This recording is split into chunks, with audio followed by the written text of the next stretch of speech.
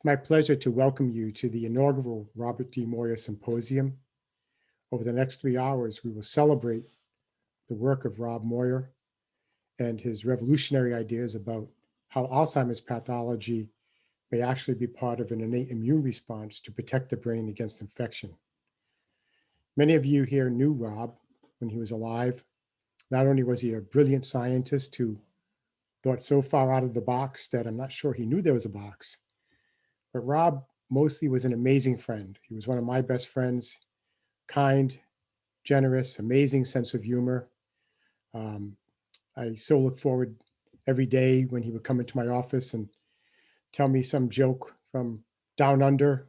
As many of you know, he was born in a pretty remote area of Western Australia, worked his way up to being one of the top Alzheimer's scientists in the world.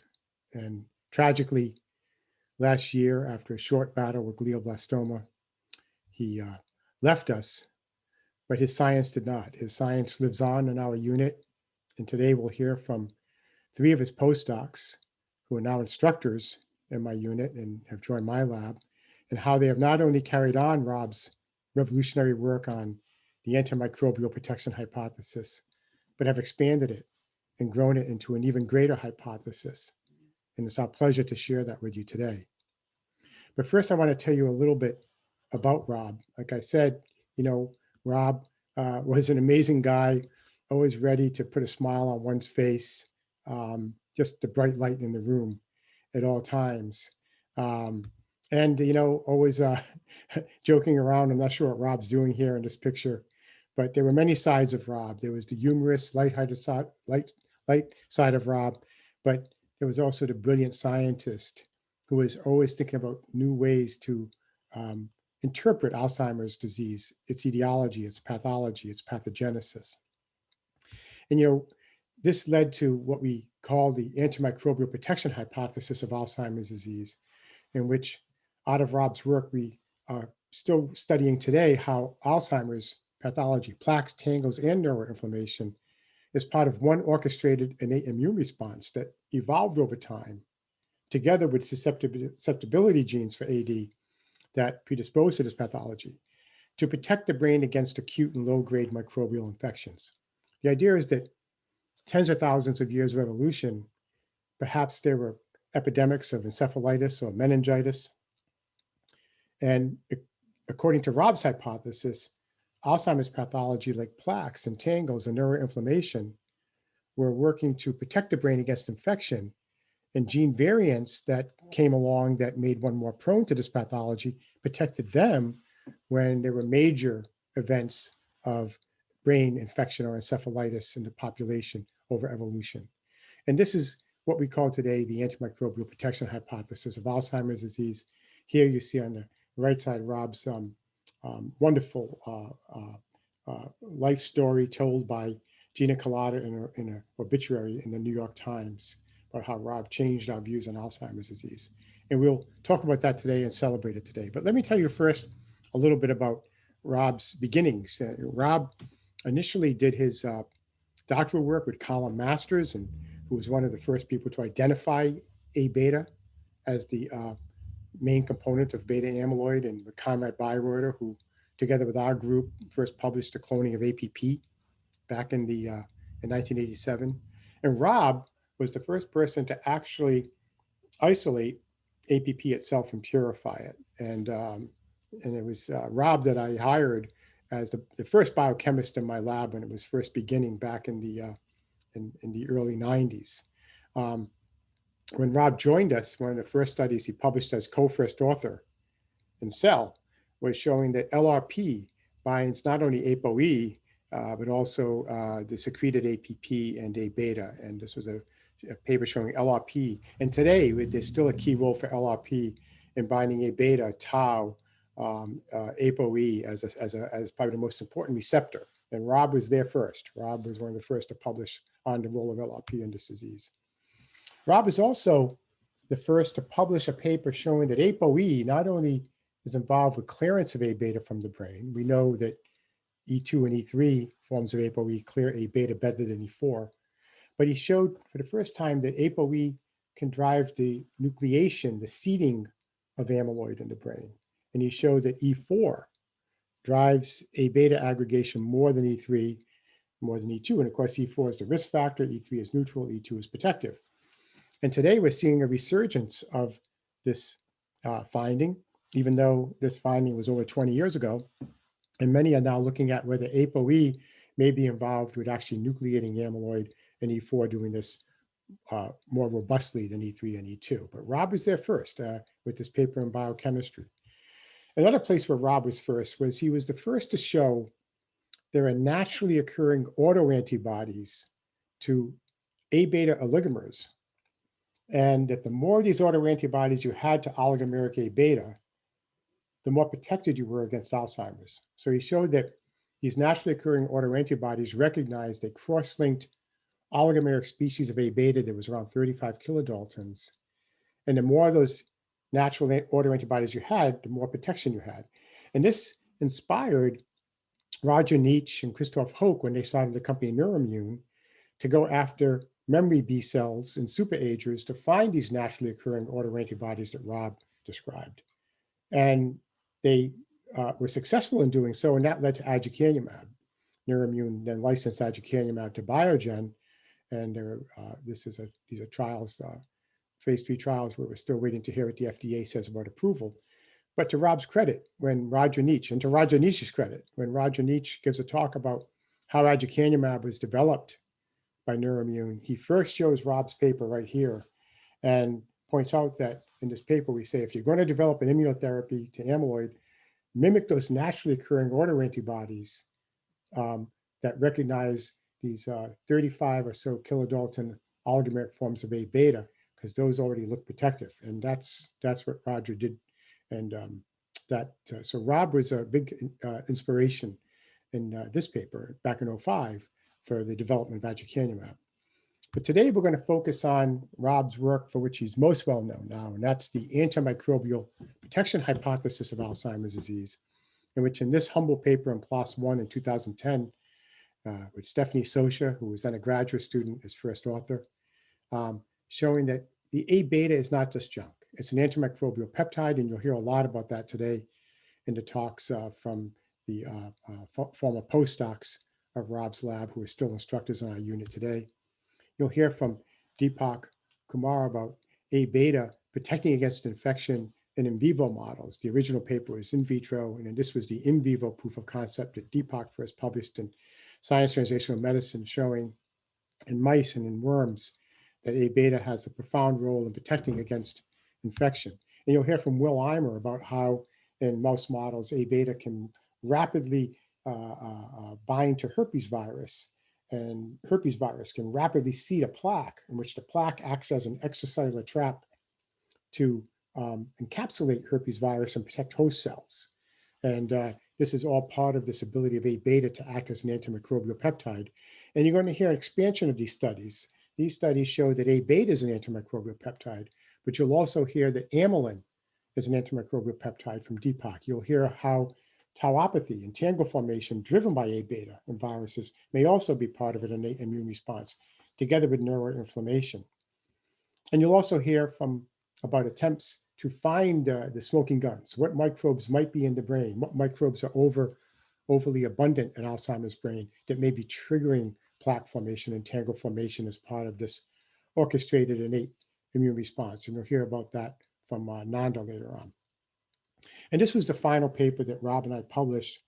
This reviews the whole story, the antimicrobial protection hypothesis of Alzheimer's disease, published in Alzheimer's and Dementia. And at that time, we were mainly just focusing on A beta, but like I said, we think that this involves all of the pathology of Alzheimer's disease, and hopefully we'll get to that summary by the end of this symposium.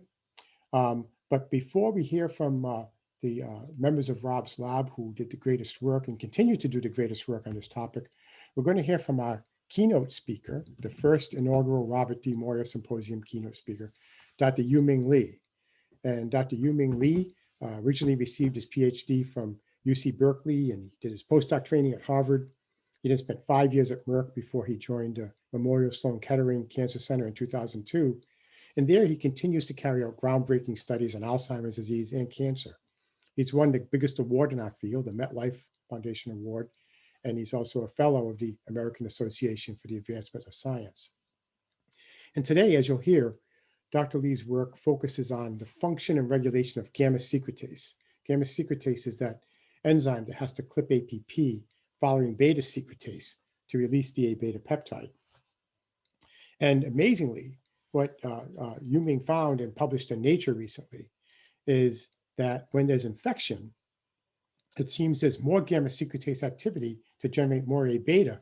This is further promoting this idea that A beta is deliberately being generated, not just seeding amyloid around microbes, but when there's infection, that A beta generation goes up because of a gamma secretase activity increasing, involving its interaction with a protein known as IFIT-M3, which is made in response to infection and neuroinflammation. So Dr. Yueming Li's work has further supported this antimicrobial protection hypothesis, perhaps explaining how A beta production itself is increased during infection or during neuroinflammation. So I'll stop there. And at this point, I want to welcome Dr. Yueming Li to present the first inaugural Robert D. Moir Symposium keynote lecture. Take it away, Dr. Li.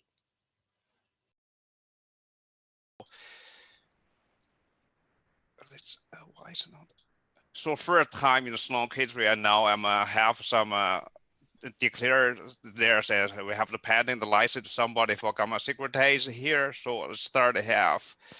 So these are the word art first start for today's symposium. You can look at the font keyword here. You know, Rudy talk about the CD33, TREM2, amyloid, innate immunity, and Robert Moir here. You can find these three is quite close here, but local antimicrobials pretty far away here, there. So you can say the whole really, and like Rudy said, Robert is really out of a box thinking they're how to finally connect together. But you can find Rudy Tanzi. Where's Rudy Tanzi's name here? You can find themselves there. Today we just really honor Robert here. We talk about how his work and connect to my work here to talk to here. So like here, really start A beta biology. You know, A beta is part of a process in our body and it produce particularly there. You know, most people, I think, so majority people, so mainstream, there's pathological, there how A beta leads to pathogenesis of Alzheimer's disease. Same time, you may ask a question, what's the physiological role of A beta? So this really is minor research area, I would say. That's why it's called out of box here. You know, right now, so far study improve recovery from brain injury, regular activity at the hippocampus synapse, and the cell leaks, blood barrier work. You do not keyword search. Really, today we talk about antimicrobial peptide and hypothesized by Robert here. You can find there, Rudy already showed you.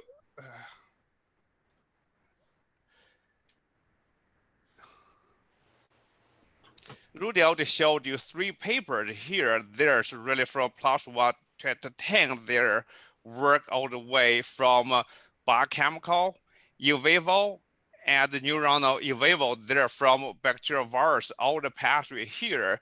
This not only now the physiological role of the A beta, at the same time, really we how here back to Alzheimer's disease, really from a physiological role to back to pathological role there, how to connect those two roles together work. So start antibiotics there back to sometime really interested there actually, maybe change, don't use it.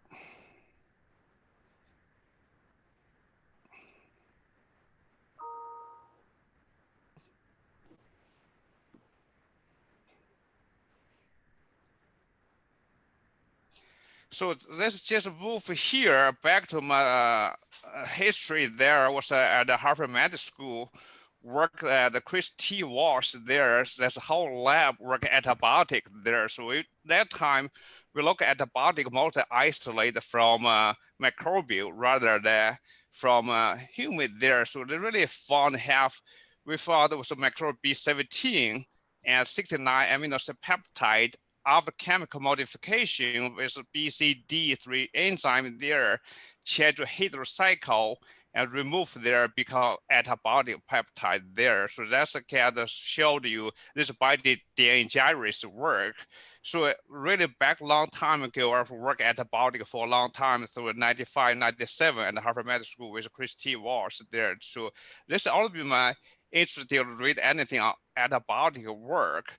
From here, and you can say, and A beta, so made the microbial here, like Rudy said, if you want to get a response, produce more A beta here, what can you do?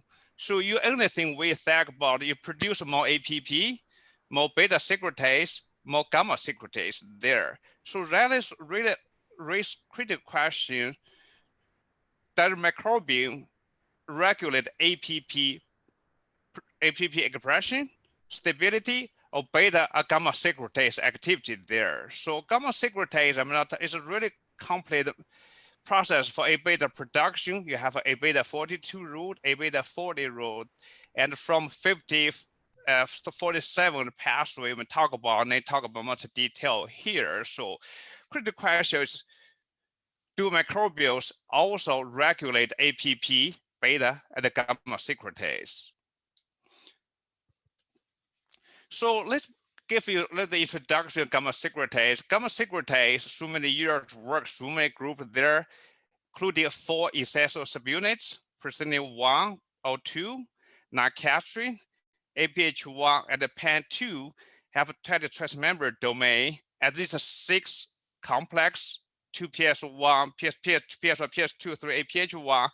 It's really unique one thing right now. So not that unique. Long time ago was for the Clifford subject with a transmembrane domain, and etymologies, you just want water hydrolysis happen there, where's water come from channel right now at the cavity, this stage.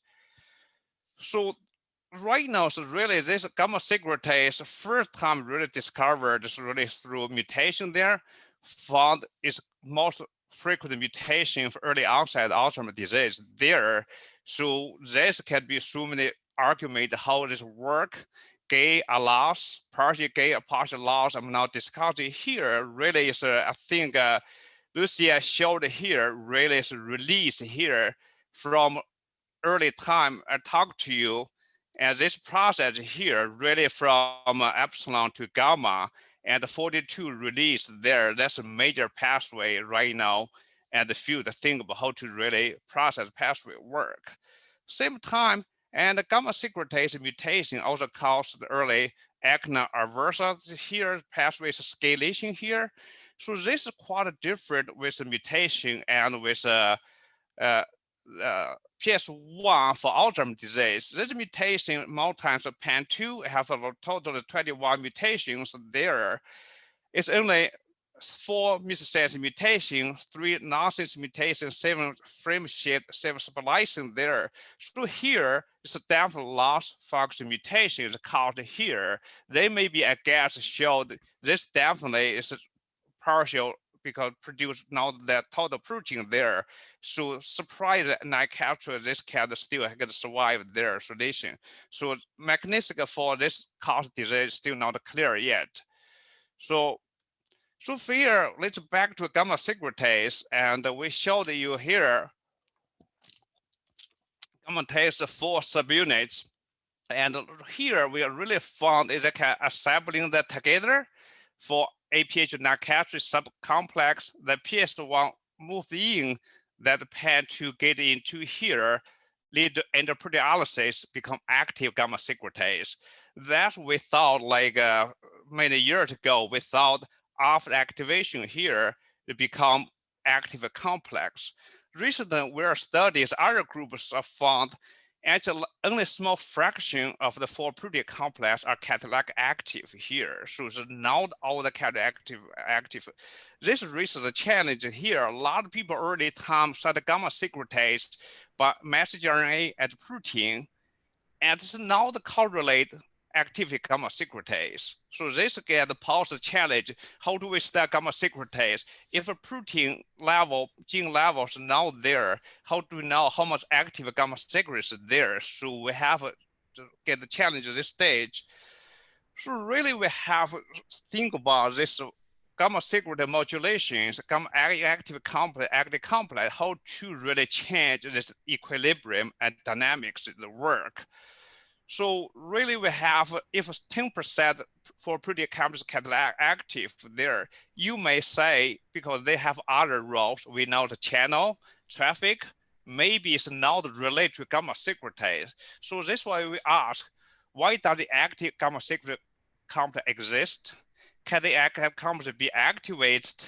Does the activation play a role in AD there? So that's we ask all the questions. It really challenges how to really now modulate a protein. First things are content dependent. It's not always there. Second was a modulatory rather now essential. You now called overproduce. We will now abolish the activity there, so made the challenge for studies. So we got this hypothesis here.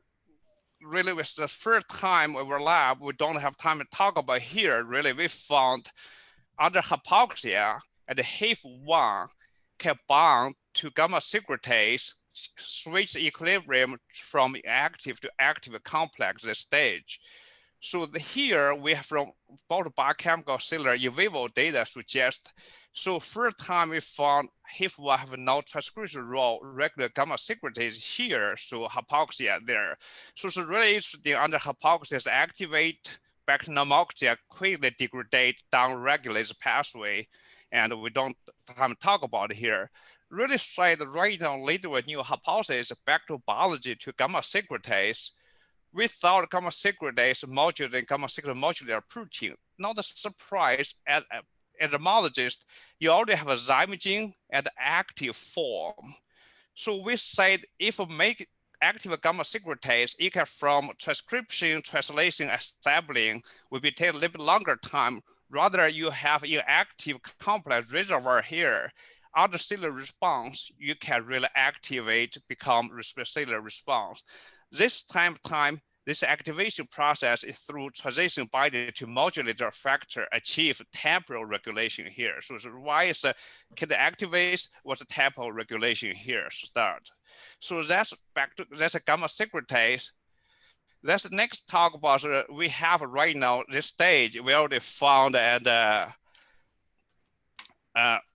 proteins really with time talk about the HIF1. I just highlighted we found it that inflammation aging.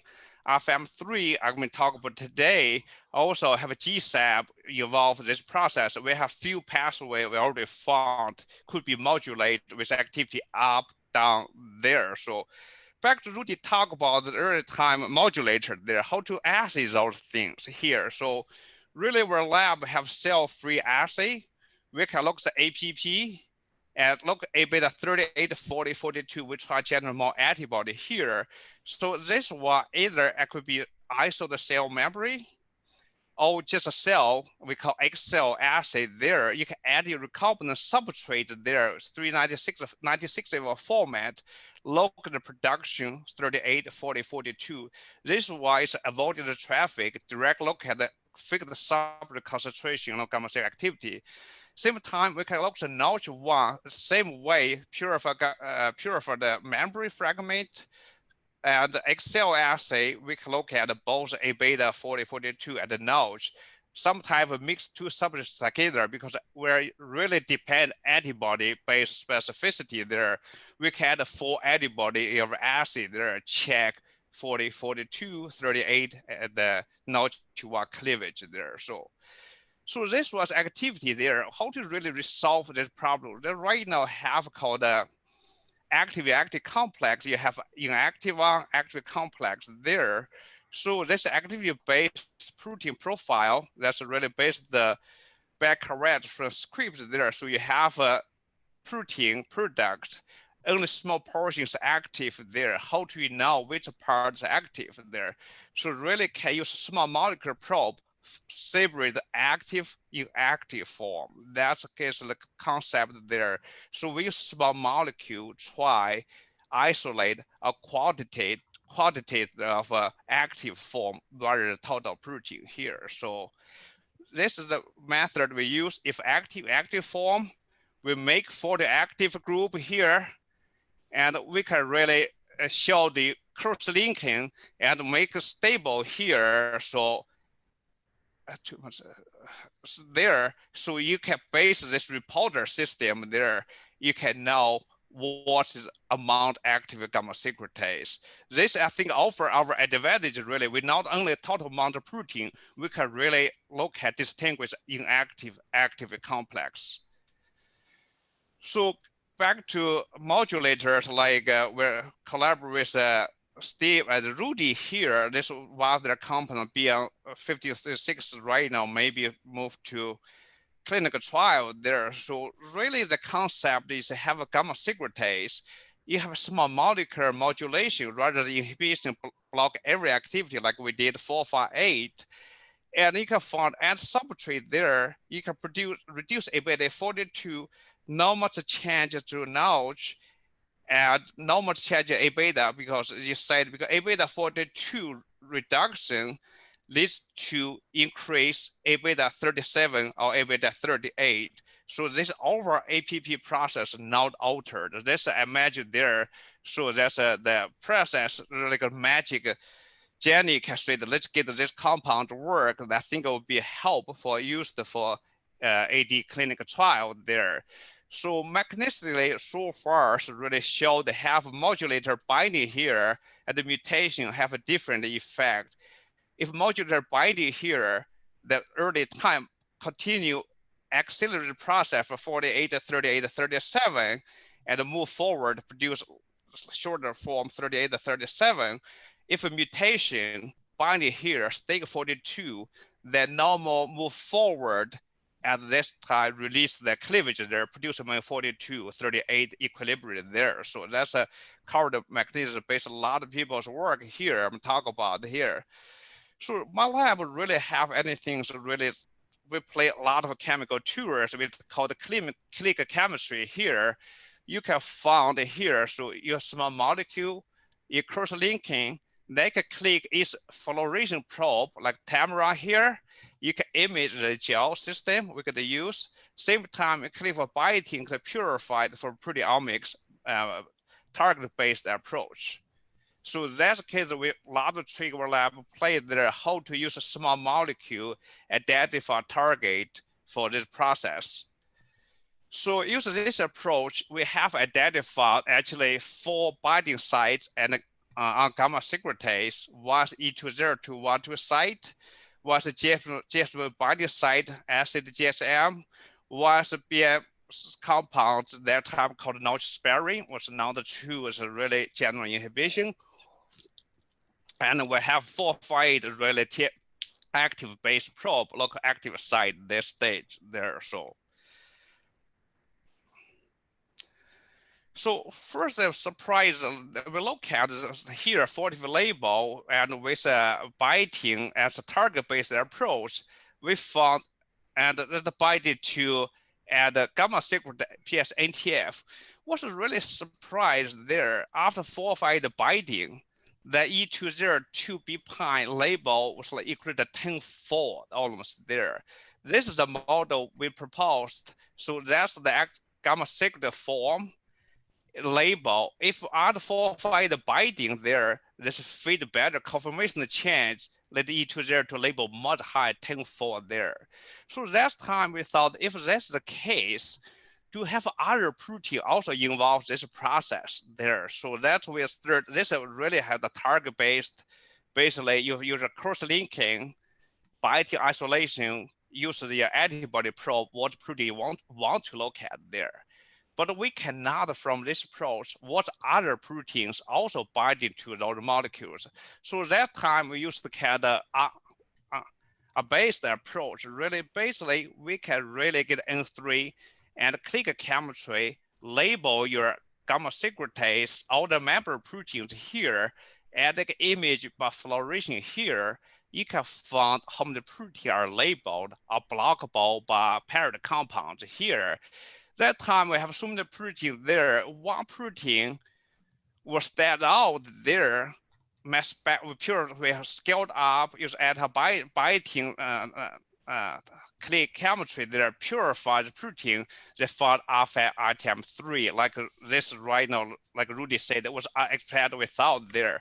We got this protein there. I think early time, Barty Trooper reported one of the binding protein. There's a gamma secret, use PS2 IP work. So if you look at the protein, there's a first life defense against effects at the inner immune system here. So you look at if the protein topology, I think you will say from 2 domain, half domain to right now, I think a third one is most likely structure here. So basically regulated by both top 1, top 2 interference. You can read the information there.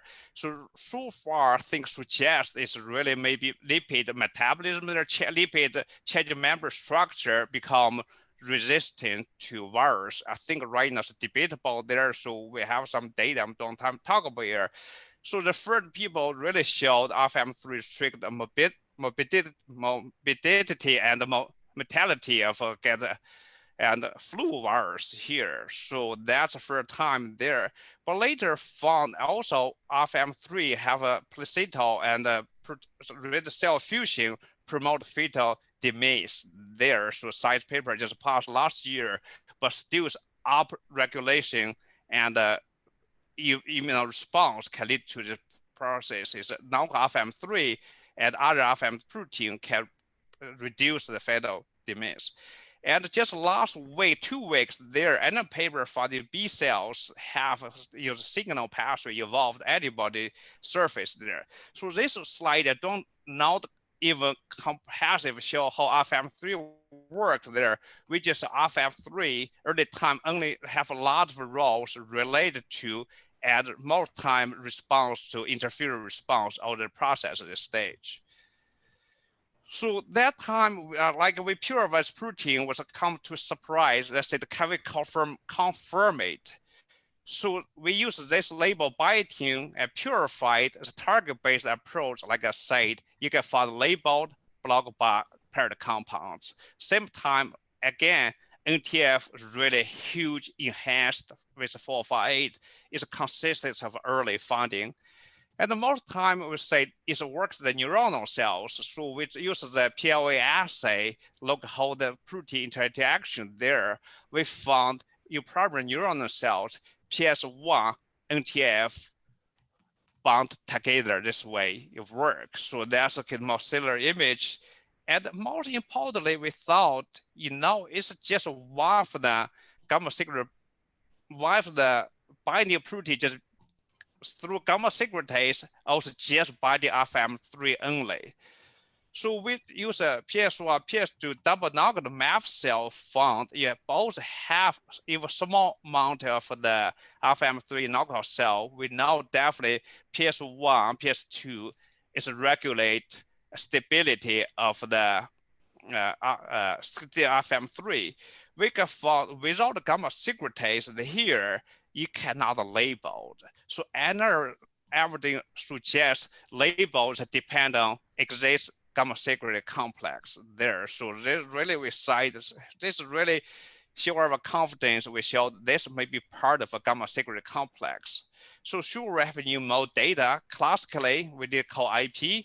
We got found other gamma secretase subunits called immunoprecipitate with PS NTF, APH1, PAN2, or even PS2 is called precipitate together evolve. Then mostly, we have all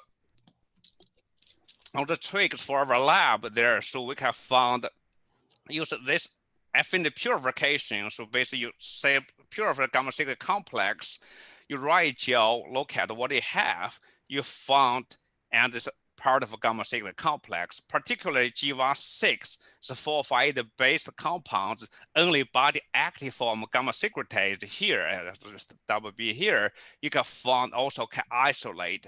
From here, we almost can establish alpha-3 is part of active gamma secret complex there. So that time we want to get a solid biochemistry move forward.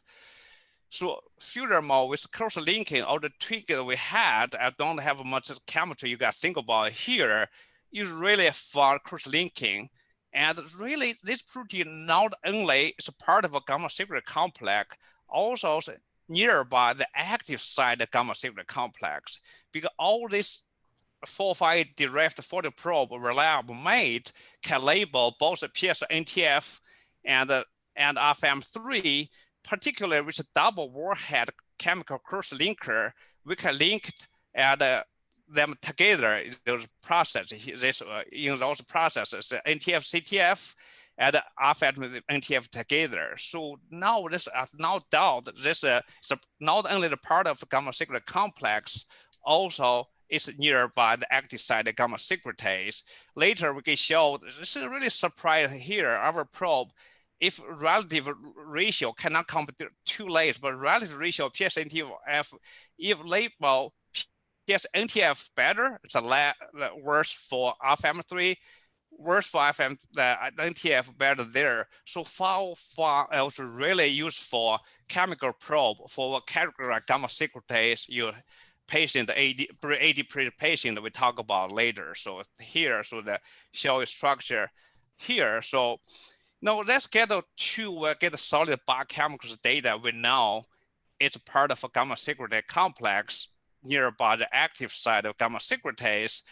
And then we say if knockout U3 is acetylma cells, if knockout gamma secretase, we do knockout the FM3, use CRISPR.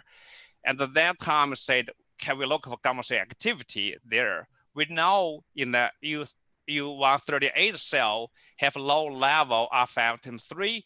If you knock out CRISPR total gun there, you look gamma cell activity from the first bar to third bar, reduced activity there. Both 40 and 42 have similar effect. However, can you be rescued there? That's all to be a critical experiment. We say that will back FM3 to the knockout cell. And here you can find expressed. That's why both control there. You can find the gamma secret activity not only rescued, also upregulate there. So from data, the association study suggests the amount of FM3 is correlated gamma secret activity here. But the first critical data is knockout FM3, you reduce gamma secret activity, and gamma add FM3, you can rescue this activity here. So this from biochemistry moved cellular studies, we showed FM3 play a role for gamma secretase. So that time back to we have a biochemical cellular really confirm FM3 play a role regulate the gamma secretase. That time we thought if it's regulate. So we have a female male both 4 and 28 months there. We look at gamma secretase subunit. Surprisingly, at that time we more concentrated gamma subunit there. You found Nicatri, PSNTF, also no change. Only change we detected was FM3 with aging. The level of FM3 is upregulated there. So if you look at activity here, there's FM3, no much change to PSNTF and Nicatri. That might be people early people thought, and gamma secret is not really aging process there because that time more look here.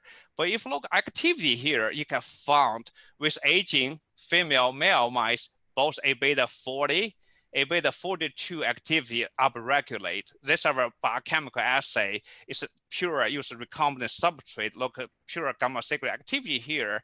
You get more females higher than male there. So it's said, if you look at NTF, CTF, no NTF, not capture no change, FM change, it's a kind of correlation study. If we use a chemical probe, we purify this one. It's really found only aged 28th FM3 engaged with active gamma secretase, young age was no change there. So that's why we try to figure out what kind of modification with aging FM3 become a partner of gamma secretase there. We're not clear this yet there, but we do say with age, increase FM3, and increase gamma secret activity, engage active gamma secret complex. So also, Binzhang from Montana, there did analysis big data found, I think this is the most data at protein level. For gene expression level here, both the cortex and the hippocampus, you found alpha-F3 upregulated with age, get strong correlation with this work there. So just with aging in the human, and the alpha-M3 level could be also upregulated there. So that time we said, if this work for cell, work for aged mice, if knockout gamma secret, knockout alpha-M3 in the mice, what happen? We get from Europe, get this cell like this mice. There, we did a gamma secret activity assay. We found knockout alpha-M3 can reduce the 20-30% activity here. Again, both our biochemical, cellular, and in vivo data should strongly confirm alpha-F3 regulates gamma secret activity. So then we're back to look for alpha-M3 here. So have AD pathology like 5D mice. This work here. So first time we that it worked them this mice. So this we get from Bob Wester gives our brain there come to 3 to 6 months. That time our lab we don't have our mouse yet there. First time you get found at alpha-F3 dramatically regulate with aging and with 5-FAD simply have a double regulation, have a synergistic effect. If FAD genes, you have aging increase much dramatically for and alpha-M3 there. So later we generate all mice here. We did the immune staining, found found this one, and the 4 months also start upregulate compare white top control. You can for alpha-3 regulate there. Definitely right now we found 5-FAD and the FAD gene. We don't know the APPS will upregulate alpha-3 production there. It's also interesting from transgenic mice at 3 months, 12 months APP levels dramatically different. This will produce much A beta. Maybe A beta is the trigger for alpha-3 and expression their work. So that time you say if 5-FAD mice, that time I'm not sure, and the mutation will still get work gamma secret activity here. So that time we just look at knockout gamma secret assays, reduce A beta 40, 42. At that time, you look at plaque staining here, we can show really in vivo here. If a cortex hippocampus, 5-FAD, at 4 months, if the thigh-flavor staining here, knockout, is dramatically reduced. From here, we established alpha-M3 is binding to gamma secretase, regular gamma secretase, in cellular biochemical level. Right now, in vivo would suggest also is to regulate gamma secret activity for A beta production. So my lab all learned some trick. Therefore, chemists is really challenging to learn time, good recruit some good student in the postdoc here. Recite if a plaque reduction is anything related to behavior change.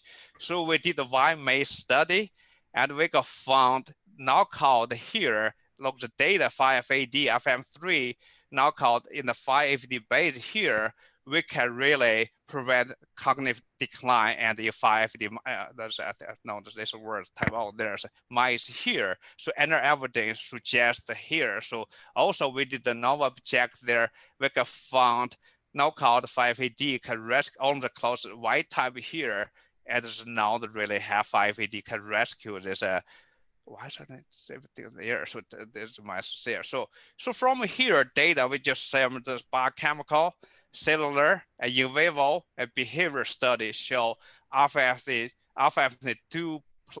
does play an important role regulate gamma secret A beta production.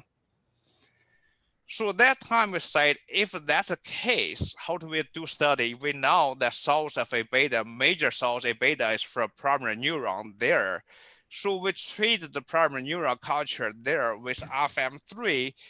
If it's if the gamma 10 at 100 nanogram here, you can find FM3 dramatically upregulate in this Vester plot. You look at the prime secret A beta, also upregulate for here. So there, you may ask, interfere gamma have so many effects there. How to know the gamma secret? How to know the beta secret? APP other process. So for us, we really have the local gamma secret activity here. We found those treatments lead to upregulated gamma secretase and lead to more active gamma secret complex. We know the direct effects at the partially was contributed by gamma secretase activation. So there from mouse biochemical and cellular mouse back to human there, we got a sample for USSD and FF19 and late onset early control. There's a genotype there E3, E4 more time here. So we don't find any correlation here. It's data. So this is from the data from Binzhang big data. So all the load control is upregulated here. If we do our analysis here, uses all those samples here, we found FM3 gene expression dramatic upregulate. We did individually those are all the 29 sample here. So then we look at Vester plot analysis here. I can found you could really we did a 9 capture NTF with FM3. Was even early time people say it's not upregulate. You look at 9 capture, it's downregulate. PS NTF downregulate, only FM3 is upregulate. If you look more carefully, you can find for the controls, quite consistent pretty low. For the load, really can be divided two classes, high and low. That time, how do we decide? We just use a two-standard deviation, but the mean there, we can find half FM3 two sample from high to low there. And then we look at gamma secret activity. We find a high FM3, high gamma secret activity 40 and 42, this process there. So based on FM3, we can use the two classes look at high and low, and some have high FM3, have high activity, low FM3, most like a control there. So FM3 is correlate the activity gamma secretase. Then we have like I told you 5540 label and activity, how the correlation found there. So early time I showed you if here is no any correlation, locate LOD load is reduced and the gamma secret components. But if you look at label, the species active for gamma secretase, we can find use label is antibody active from gamma secretase. For the correlation really strong, labeled FM3 gamma activity strong correlation. It's now like article 7142 is relabeled nicely. If NTF will now here to dropped here and dropped here, you look activity correlate there. So from there's any evidence suggests we cannot log total amount of protein. We have looked for active gamma secretase. So same time, I think back to here. So you look at the early time, say that this our experiment data. So Binzhang look at the correlation here, you can find and HHV is HV6B have correlate, partially correlate. So it was a significant FF3 level. Back to they may have antiviral activity. I would say that's just a correlation. I cannot conclude this definitely played a role, suggests play a role. Also, hepatitis C virus genotype 4 correlated FM3 in the BA22, BT38 from Mosena database there. Suggests FM3 early time linked to Robert's discovery antiviral activity at work.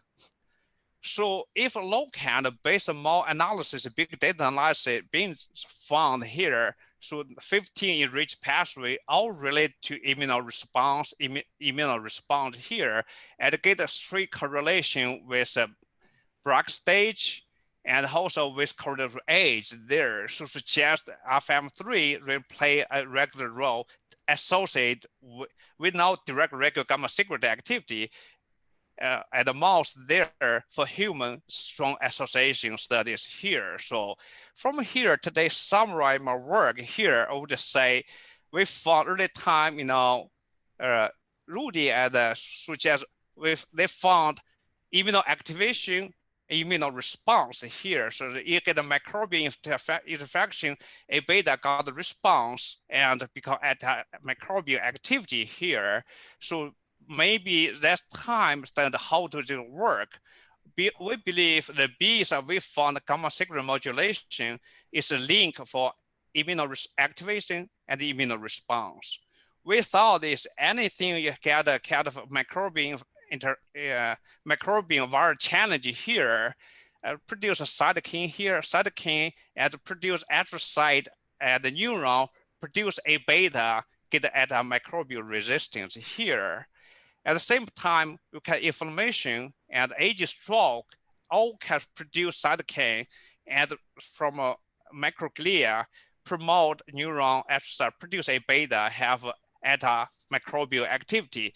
Same time, this not clean enough there, maybe can increase AD risk. It's not really cause AD. We say this factor increase AD risk at this stage. So same time, I get back to maybe one more two slides show where we work this way. And we got found, and this process is really, what's a Micrograph, this process here. And also we did staining found really you look at the neuronal cells, we cannot much detect the majority of the FF3 our expression in the 5FAD mice seeing astrocyte stained by GFAP and microglia by ABL1 here. So I would say that if you look staining majority of the predominantly are upregulated in the astrocyte microglia there. So that time back to head is inner immunity work there. So we have worked this process. We found equal 5FAD staining by ABL1 and the green color. At G210, A beta aggregate, we can really detect small amount of A beta aggregate there. First, you get confirmation that A beta dipper aggregation compare 5FAD now called dramatic lower. Use G210 even more significant than we did thioflavin S.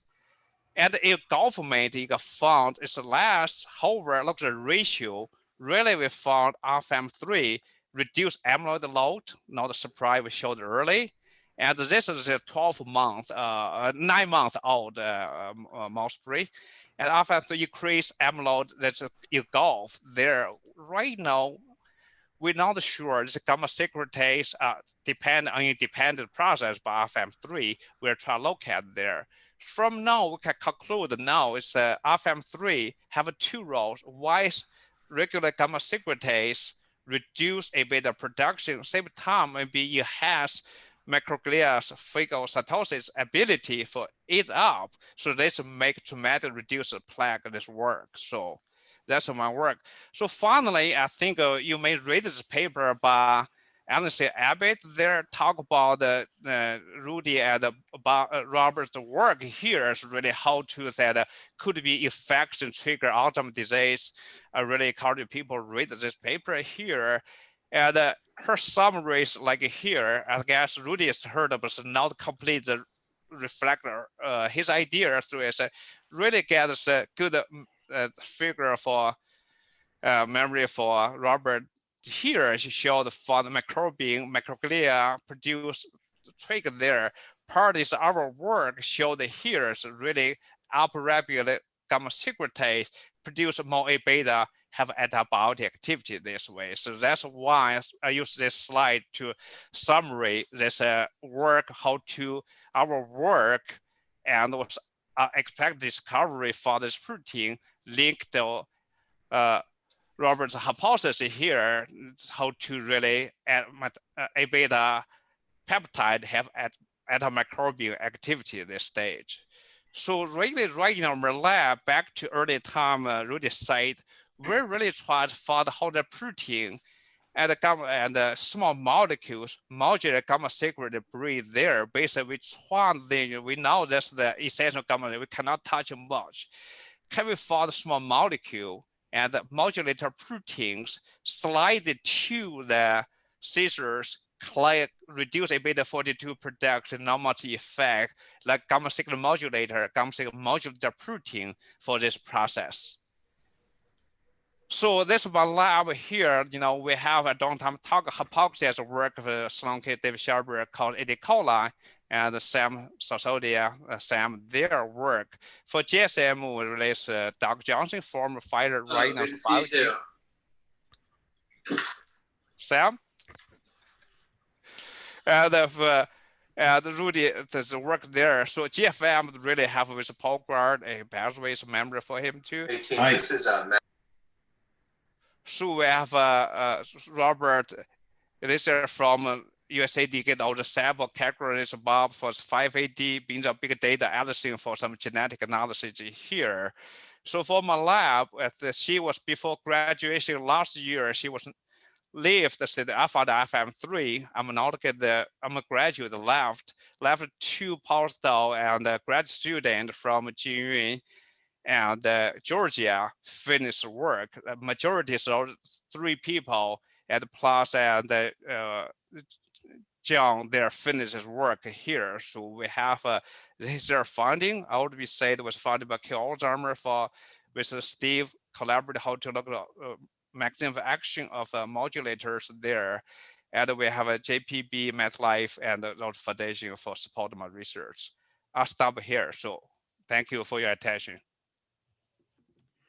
Great. Thank you so much, Yueming. That was great, interesting, fascinating talk. We have a number of questions that came in through chat, but I want to start with, I just want to make sure I get this right. Does infection need to induce cytokine release in order to activate gamma secretase via IFIT M3?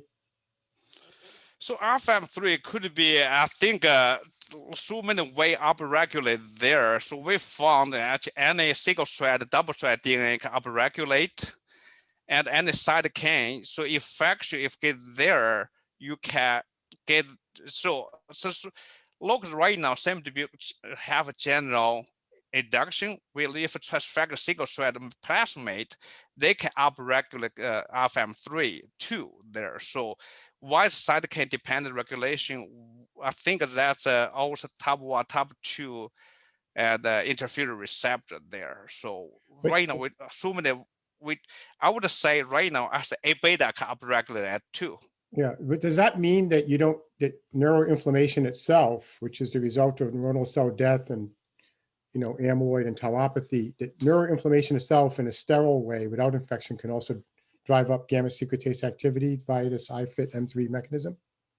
Yeah, that's true. Yeah, without the microglia there, so yeah, have anything you pack, like with put the FM3 there, so yeah, put any can aging drive there? We don't know aging how to impact there yet. Yeah, we got lots of questions in chat, and I want to try to get to all of them. So let's keep if you can keep the answers, as succinct as possible, so that we can get to all of them. Marco Colonna asked, do you think the reduction of gamma secretase activity in the IFIT M3 knockout mice impacts susceptibility to viral infections? Previously reported in IFIT M3 knockout mice, and if so, what is the mechanism? Yeah, I think it used to be FM3, and the FM3 have at the close homolog, there FM1, FM2 there. So we did knockout. That's one of the concern if FM3 knockout is more sensitive there. People most time thought it's a one paper published by and Rockefeller there showed FM3 can directly used to be associated in the endosomal compartmentation. If virus infection and can drive virus to lysosome for degradation, the particle of virus, and the other mechanism is a change cholesterol lipid structure, curved structure there, and resist to viral infection. That's the work. Okay. We did have a look at same data. We did found if FM3 knockout mice pre-liver all the other viral proteins upregulate FM1 and 2. If FM2, 3 is really close, it'd be quite different. We can reconstruct a study here. Now there'll be worried too much there, so both time there will be, if class the alpha 1, 2, 3 knockout, we have issues. At the alpha 3, actually, we did long. We found if alpha 3 knockout can live longer in our mouse cloning. About male, female are different, 2 or 3 months longer. Yeah. So I'm going to combine two questions. One's from Dan Yu and one's from Martin Zhang, asking about what's the relative expression level of IFID-M3 in neurons compared to other cells. And in the knockout, did you knock it out only in neurons? And then Martin asked if there are differences in IFID-M3 expression across the different brain areas.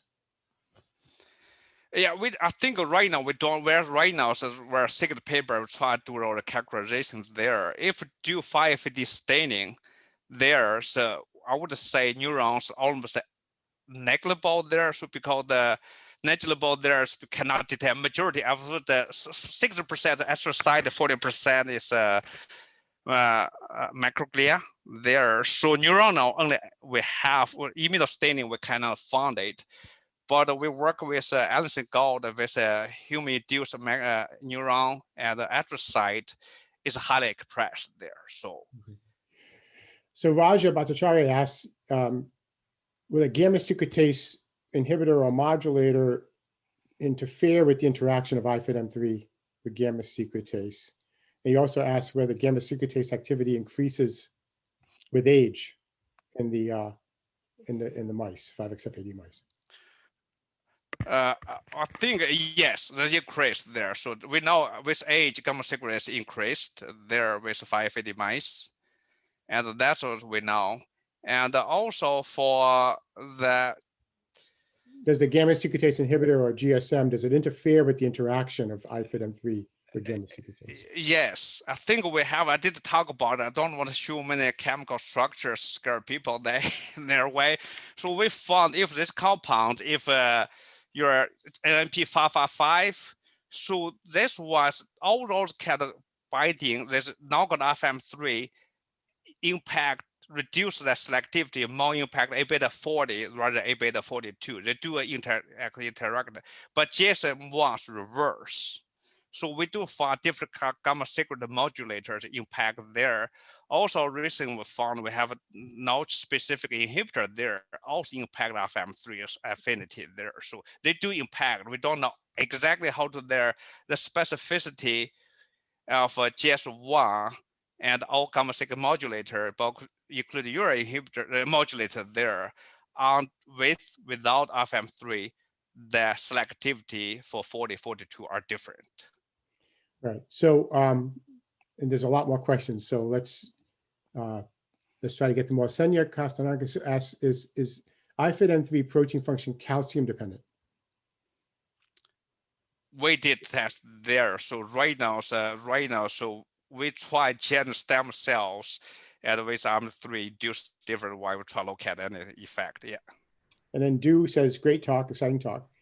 Du Yan Kim, and he's talking about the fact that, when you deplete microglia in APP transgenic mice, they say you can get less plaque load in certain papers. Now, do you think that decreased interferon IFID-M3 signaling and gamma secretase activity contributes to this? Have you checked neuronal IFID-M3 levels in microglia depleted 5XFAD mice?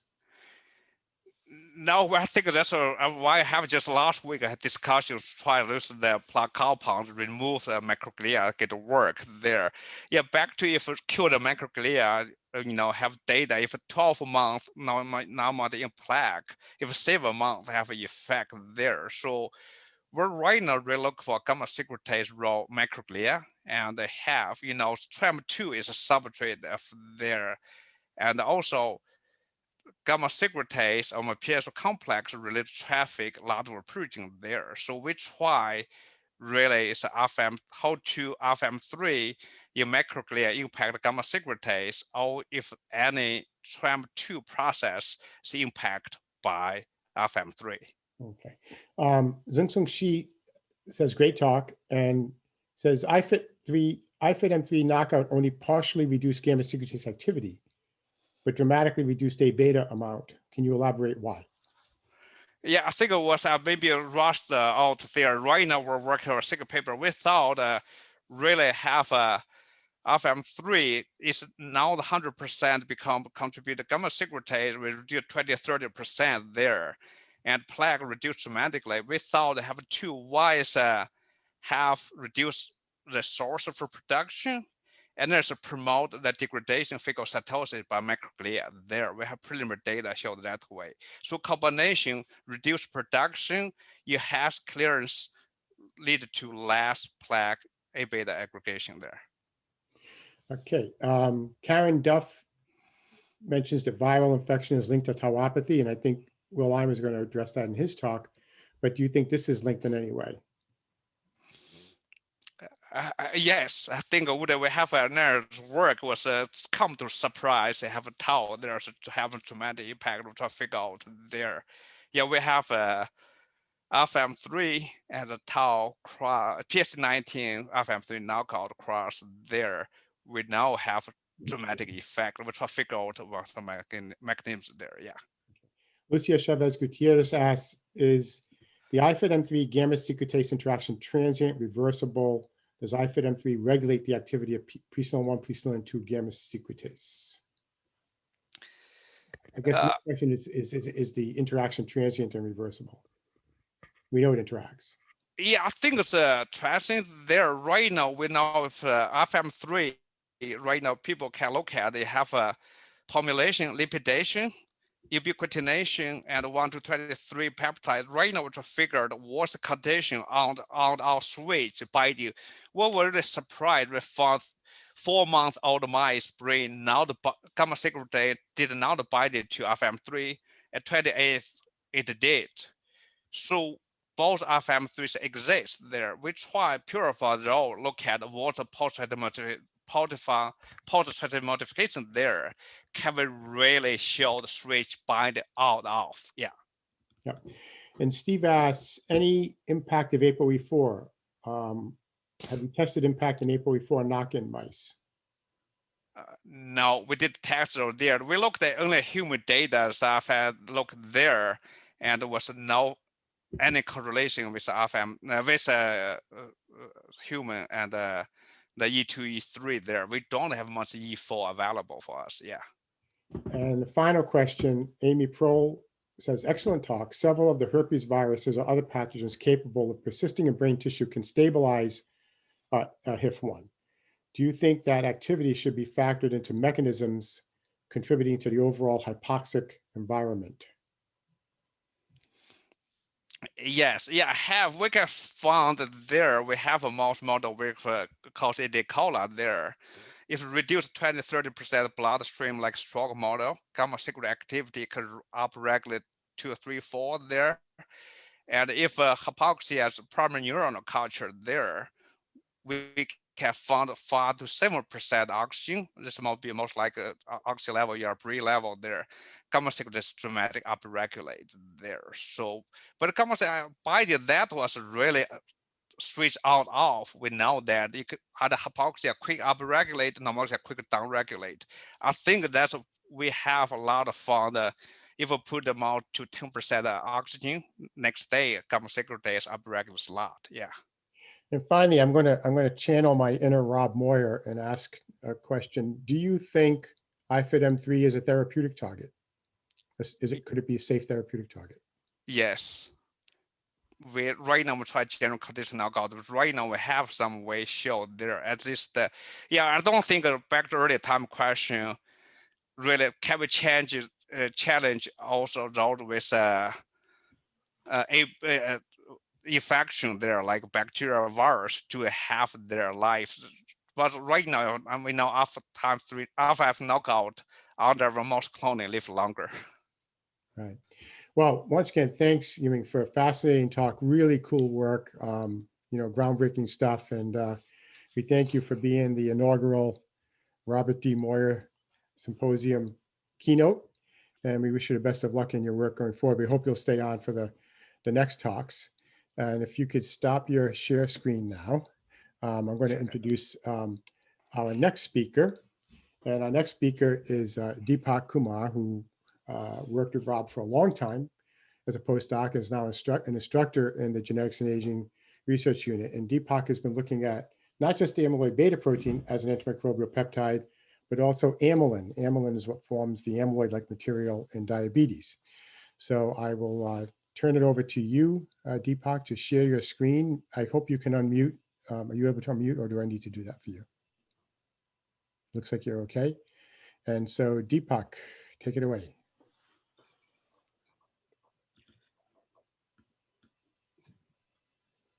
Oh, thank you, Rudy, for those kind words. Really appreciate it. Good afternoon, everyone, and thank you for attending the session. Today, my talk will focus on the role of amyloid beta and amylin, both as antimicrobial peptides. A brief introduction to antimicrobial peptides, which are interchangeably called AMPs or AMPs. Though these are molecules that have a broad spectrum antimicrobial activity. They target bacteria, viruses, protozoa, even parasitic worms. Some even target cancer cells, as in LL37. AMPs not only are antimicrobial peptides, but they can also act as alarmins, alarming the immune response, releasing cytokines in response to that. This is just a slide that shows different types of antimicrobial response. There can be microbicidal response, where the antimicrobial peptide kills the microbes. In case of A beta, it is mostly a bacteriostatic or microbiostatic peptide, which means it binds microbes and traps them, blocking their division, thereby preventing them from invading the host tissue. It's a very efficacious method, unlike antibiotics, which kill every bacteria when you take it, including the good microbes. This mechanism is so sophisticated that it doesn't kill all the microbes. It requires the microbes to have close physical contact with the peptide to get them entrapped. And this is a scanning electron micrograph that shows the bacterium, the gram-negative bacteria Salmonella typhimurium, that is shown in yellow, that is entrapped in fibrils of amyloid beta. This is exactly what we saw in the brains of 5X FAD mice that overexpress A beta when we infected them with Salmonella. This is as I said, the entrapment mechanism is very efficacious, wherein it traps the bacteria in a protease-resistant mesh-like manner, making it impossible for the bacteria to go through binary fission, let alone infect the brain tissues. And we showed this using different models. In a cell culture model, we used A beta overexpressing cells. When we infected these cells with Candida albicans, Candida is a dimorphic fungus which can exist as yeast as well as hyphae. The hyphae is the most infectious and invasive phase of its life cycle. So when we infected the cells that overexpress A beta, they resisted Candida infection much better than the cells that were not overexpressing. We reproduced this using C. elegans. C. elegans is a very interesting model because, unlike the mammalian system, you can actually observe what's going on in the worms in real time under a microscope. So we reproduced this using C. elegans by infecting C. elegans with Candida in yeast form. We observed how they respond to the infection. So the red line that shows A beta overexpressing worms survived better than the ones that were not. And this was also shown using Drosophila models. The Drosophila fruit flies that were overexpressing A beta were infected with Candida by injecting them into their eyes. And the flies which were expressing A beta survived better. And finally, in a mammalian system, by using the 5X FAD mice, the mice that express A beta survived better when they were infected with Salmonella.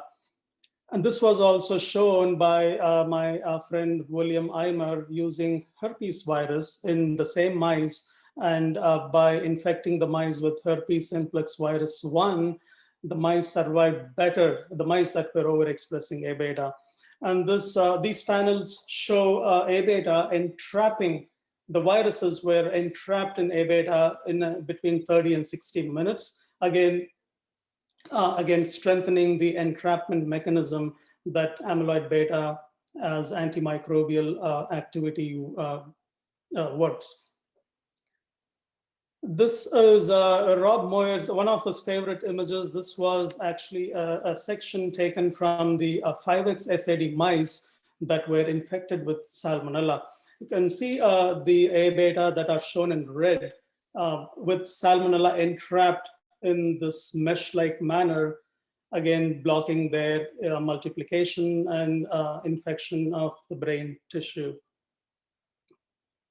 Based on this, Rob postulated a model using Candida as the target pathogen to show how A beta's fibrillization process works. So when the monomeric and oligomeric forms of A beta come in contact with the cell wall components, in this case, it is mannins and glucans, they bind, oligomerize, make protofibrils and fibrils, eventually trapping individual cells in this protease-rich manner, blocking their invasion, blocking their multiplication. And it's, as I said, it's a very efficacious method by which antimicrobial peptides work.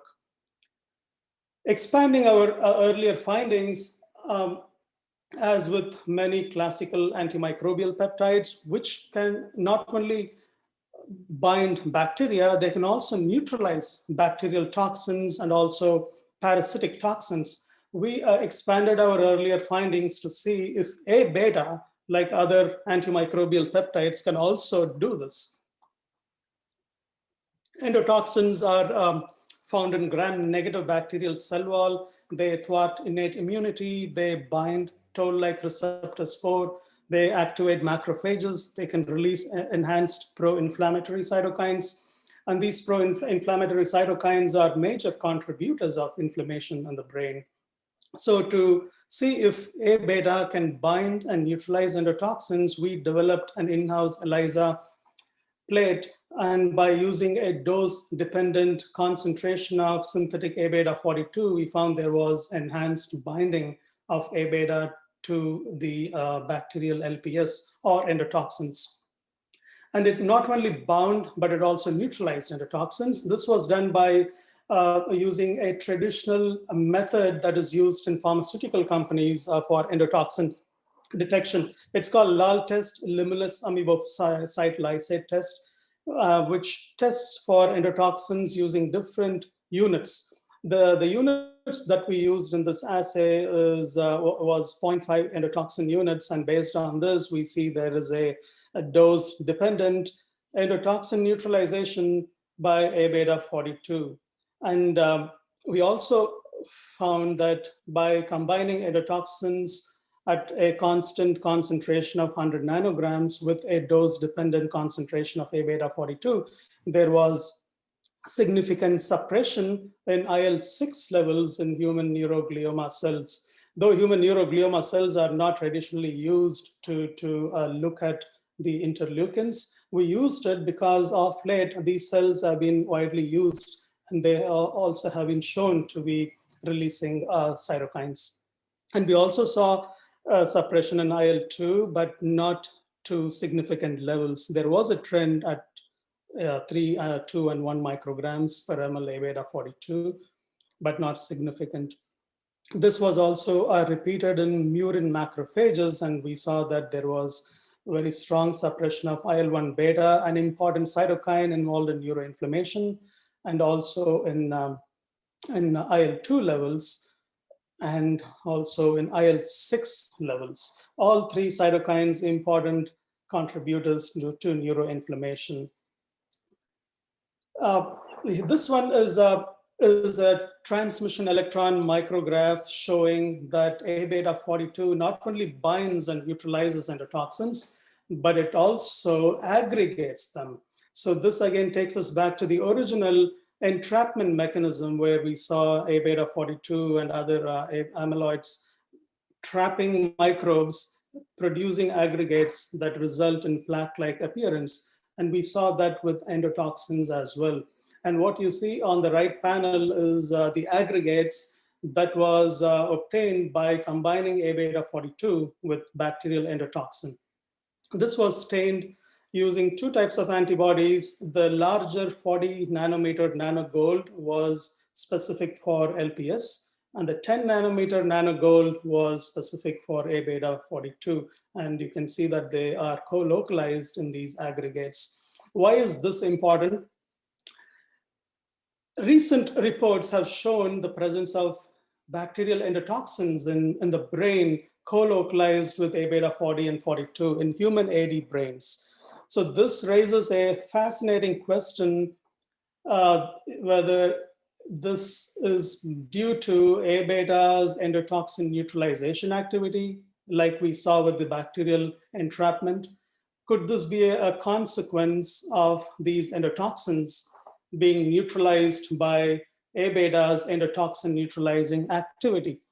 This is, again, a very interesting theory, because though the presence of LPS in the brains of AD patients have been looked at from various angles, our study is the fulcrum of our study is the infection. Everything revolves around infection and endotoxin. So we are looking at it from A beta's endotoxin neutralizing activity. To slightly switch gears here, amylin is another amyloid peptide found in type 2 diabetes. It is a 37 amino acid peptide. It is a cyclic peptide, and it's biologically active in its cyclic form. It oligomerizes, aggregates, and causes pancreatic lesions, though that are characterized by plaques in the pancreas in type 2 diabetes patients. Despite differences in their primary sequence with A beta, both A beta and amylin share many physiochemical properties and a similar secondary structure. Reports have shown the presence of amylin co-localized with A beta in 80 plaques in human brains. Again, this is another fascinating question that we asked from the point of infection theory. Could these two peptides be acting like antimicrobial peptides synergistically? Because synergism is a very important mechanism that occurs naturally in many ecosystems. The purpose of synergism is by combining two or more compounds, you get better antimicrobial effect. But not only that, it's not only better antimicrobial effect, but it also is a way to block bacteria and other pathogens from acquiring antibiotic resistance. So that's a very a natural phenomenon that occurs in nature, in aquatic ecosystem, and in soil ecosystem, and the gut ecosystem. So having said that, to investigate this further, we had to see if amylin, like A beta, was an antimicrobial peptide. And we used traditional microbiology assays to determine that. And yes, indeed, amylin is a very strong antimicrobial peptide. And we first tested it by using different concentrations. The numbers that you see starting from 1 to 8 represents the dose-dependent concentrations that we used. And the control is the bacterium that was not exposed to amylin. And based on the spot test, we used Enterococcus faecalis, which is a gram-positive bacterium linked to many brain infections and pancreatic infections. It is an opportunistic pathogen. And based on that, we found that the bacteria was very sensitive to amylin's microbicidal activity. On the left-hand side of the y-axis, there is log 10 reduction. Anything over 3, log 3 represents 99% cell death. That is corresponded on the right side of the graph of y-axis with percent killing. So for Enterococcus faecalis, there is a very strong effect Amylin works very efficiently against Enterococcus faecalis. The next bacteria was Pseudomonas aeruginosa, which is a gram-negative bacterium, which has LPS. And again, amylin shows very strong antimicrobial effect against it. And the third one is Candida albicans, which is yeast, and it is a eukaryotic cell showing similar response to amylin's antimicrobial effect. And why are we using so many different groups? Is to highlight the fact that unlike antibiotics, which kill only bacteria, or antivirals, which target only viruses, the amyloid peptides A beta and amylin have a very broad spectrum of antimicrobial activity. They not only target gram positives or gram negatives, they also target eukaryotic pathogens like fungi, in this case, yeast. And again, we also tested this using another gram positive opportunistic pathogen, Streptococcus agalactiae, seeing similar findings, and Listeria monocytogenes, which is a gram-positive rot-shed bacteria, another clinical pathogen associated with pancreatic infections. So we see very strong effect from amylin. So like A beta, amylin is also a very strong antimicrobial peptide. And we also did time kill assays where we saw between 5 and 15 minutes, most bacteria tested showed log 3 reduction, that is 99% reduction at slightly higher concentrations. And to test if amylin, like A beta, has dual mechanism, that is, can it also work as a microbicidal peptide and also as a entrapment peptide? We used low concentrations to see the entrapment mechanism using different microbes. And I just, in this case, in these particular, the next 3 slides their visuals speak for themselves. So the left panel shows budding yeast, Candida albicans, that was not exposed to amylin. And the right panel shows Candida entrapped in amylin fibrils that show very strong entrapment mechanism. As I stressed earlier, the entrapment mechanism is very efficient. The individual cells are almost cocooned, unable to divide or go through cell division, let alone infect and invade the brain tissue or pancreatic cells. So again, the amylin fibrils show very strong entrapment mechanism, and not only with yeast, but also with Enterococcus faecalis. The left-hand side is bacterial cells not exposed, and the right side shows amylin fibrils completely enmeshing individual budding diplococci of Enterococcus faecalis, where you can see the cell surface has completely lost its smooth morphology because of the protofibrils, and the fibrils of amylin peptide completely trapping them, making it impossible for them to divide. And we also know from earlier studies, from the earlier slides, the entrapment mechanism eventually leads to bacterial cell death. And this is also seen with Pseudomonas, which is a gram-negative bacterium, and shows similar entrapment sensitivities to amylin's entrapment mechanism.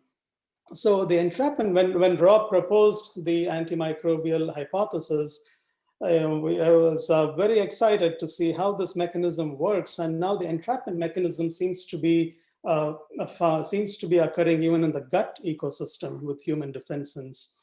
And the potential shared binding sites for amylin and A beta for yeast, it is mannan and glucan. This we know because we published this in 2016, and we know this for A beta, but we are yet to test it for amylin.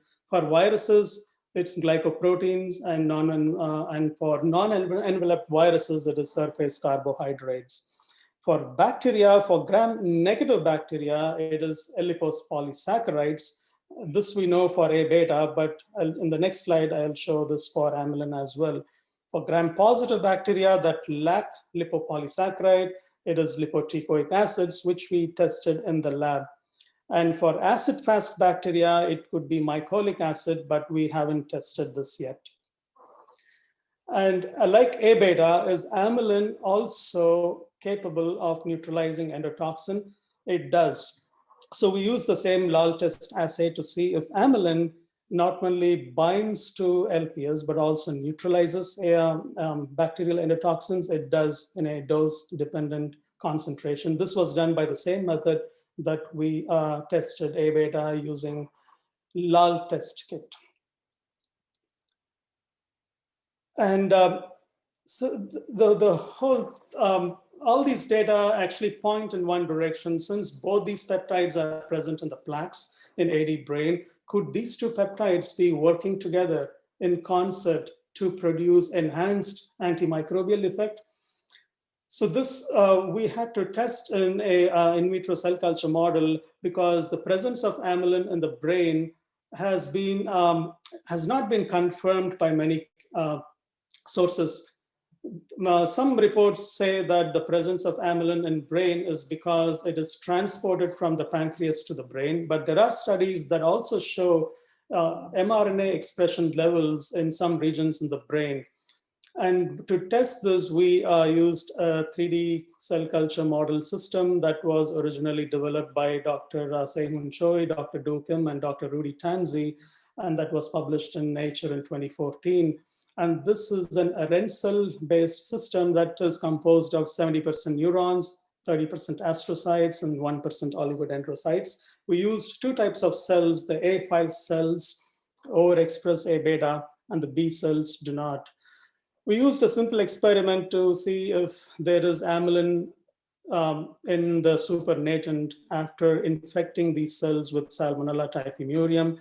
It does show an increase in amylin levels after Salmonella infection in A5 cells, though it was not significant in B2 cells. We'll be looking at this further to see what cell types in the 3D cultures are actually expressing amylin. Is it both neurons and astrocytes, or it's just astrocytes? So the presence of amylin by itself is very interesting to us. It's actually fascinating because we can take this further to explore this synergism that we believe may be occurring with these two peptides. So based on, from the supernatant, we collected the Salmonella aggregates, which we used to infect the 3D cells, and we processed them for transmission electron microscopy, and we saw that the bacterial cells were entrapped in fibrils that were made of both amylin and A beta. The larger nanogold was against anti-amylin, was for anti-amylin antibodies, and the smaller ones are A beta fibrils. This again shows that these two fibrils are co-localized, and they probably worked in concert with each other to entrap the invading pathogen. So again, as I said earlier, the significance of synergism is very important as a microbiologist to me, because many pharmaceutical companies and many hand sanitizing companies, they have used this method because by combining smaller amounts of two or more different compounds, they can get higher potency, but at the same time, they can keep the bacteria or fungi at bay from the point of acquiring antibiotic resistance. So this antimicrobial mechanism also has larger ramifications. It not only blocks pathogens, but also controls them in such a way they don't end up developing drug resistance. So we'll be studying this further. We actually developed stable HeLa cell lines that overexpress amylin. Cell lines overexpressing amylin is a very tricky process because overexpressing cells end up dying because amylin is very aggregate prone, and it can it's very cytotoxic to the cells. We have two types of cells which are expressing amylin. We just confirmed them, and we will be using these to investigate the cell-derived amylin's antimicrobial effect, and this is PCR confirmation of amylin expression in these cells. And a summary, amylin is a very strong microbicidal antimicrobial peptide, but at low concentrations, it does work as an entrapment mechanism. antimicrobial peptide, and it is active against most pancreatic and brain pathogens. And our hypothesis is that based on our findings, it suggests that both these peptides may be initially secreted as part of body's innate immune system. They may act alone or together to produce better antimicrobial response. This is consistent with classical AMPs. A-beta 42 and amylin also neutralize bacterial endotoxins. They may also neutralize other toxins produced by other pathogens like the parasitic toxins and cyanotoxins, which we are yet to test. And like A-beta, amylin agglutinates, sequesters bacteria, yeast, and endotoxins. And finally, our collective in vitro assays suggest a possible synergistic antimicrobial relationship between these two amyloids.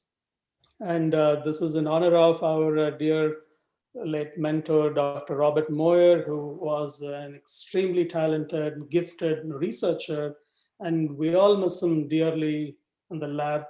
He was a very compassionate, empathetic, kind PI, and he was, most of all, he was a great scientist. He was a brilliant scientist who's outside the box thinking, as Rudy mentioned earlier, is what has allowed us to pursue this research that I believe has larger ramifications towards not only understanding AD, but also other diseases. For example, Parkinson's disease, alpha-synuclein is antimicrobial peptide, and prion disease proteins are antimicrobial. So there is a larger perspective here. And as a microbiologist, I think he might have been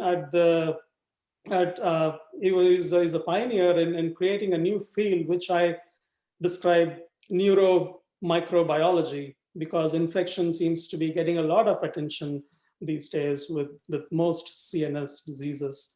And as I said, we miss Rob dearly every day.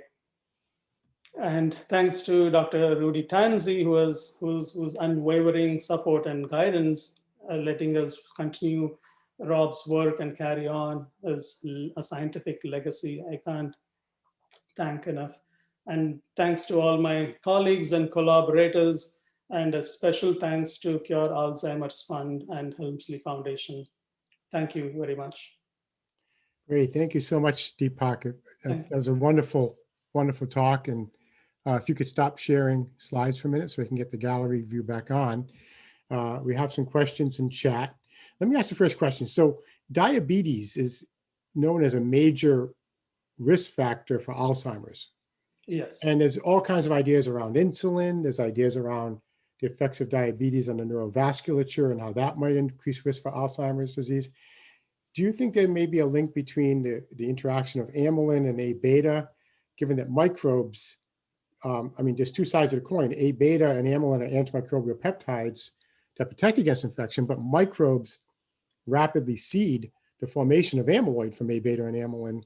And if amylin and A-beta are working together, do you think that one of the reasons why diabetes is a risk factor for Alzheimer's is because of the interplay between amylin and A-beta?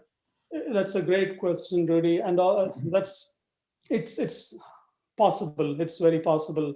And also, as I mentioned in one of the slides, amylin is a very potent antimicrobial. It only requires a smaller dose of amylin to confer its antimicrobial response. So because A-beta and amylin work similarly, but at the same time, the pathogens that they may encounter in brain and pancreas may be quite different. So for a pancreatic antimicrobial, it might need a higher dose of the antimicrobial peptide as opposed to A-beta, because as we all know, brain is in the immune privileged site, at least based on the textbooks.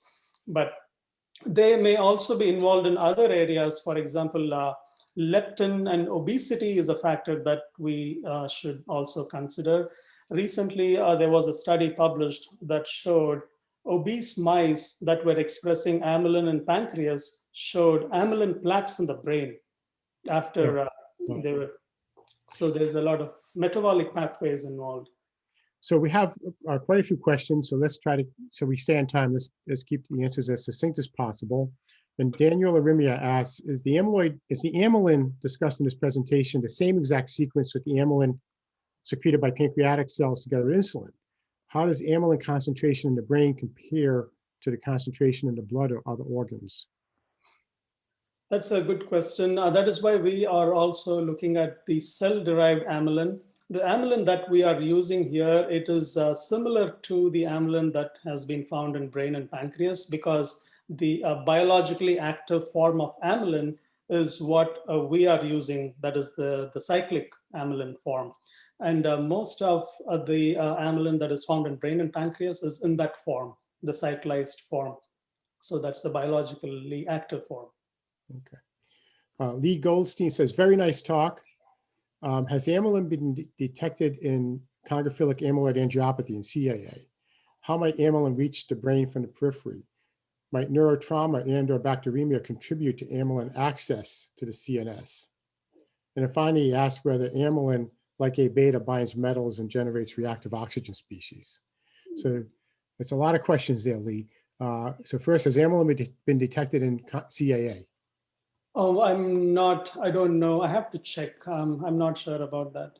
And then how does it reach the brain from the periphery? Do we know? There is a paper that details a possible hypothesis how that might reach the brain, but it is again based on a hypothesis. It is not proven yet. There are some studies that show that brain itself makes amylin in some regions. So, but the expression levels are very low.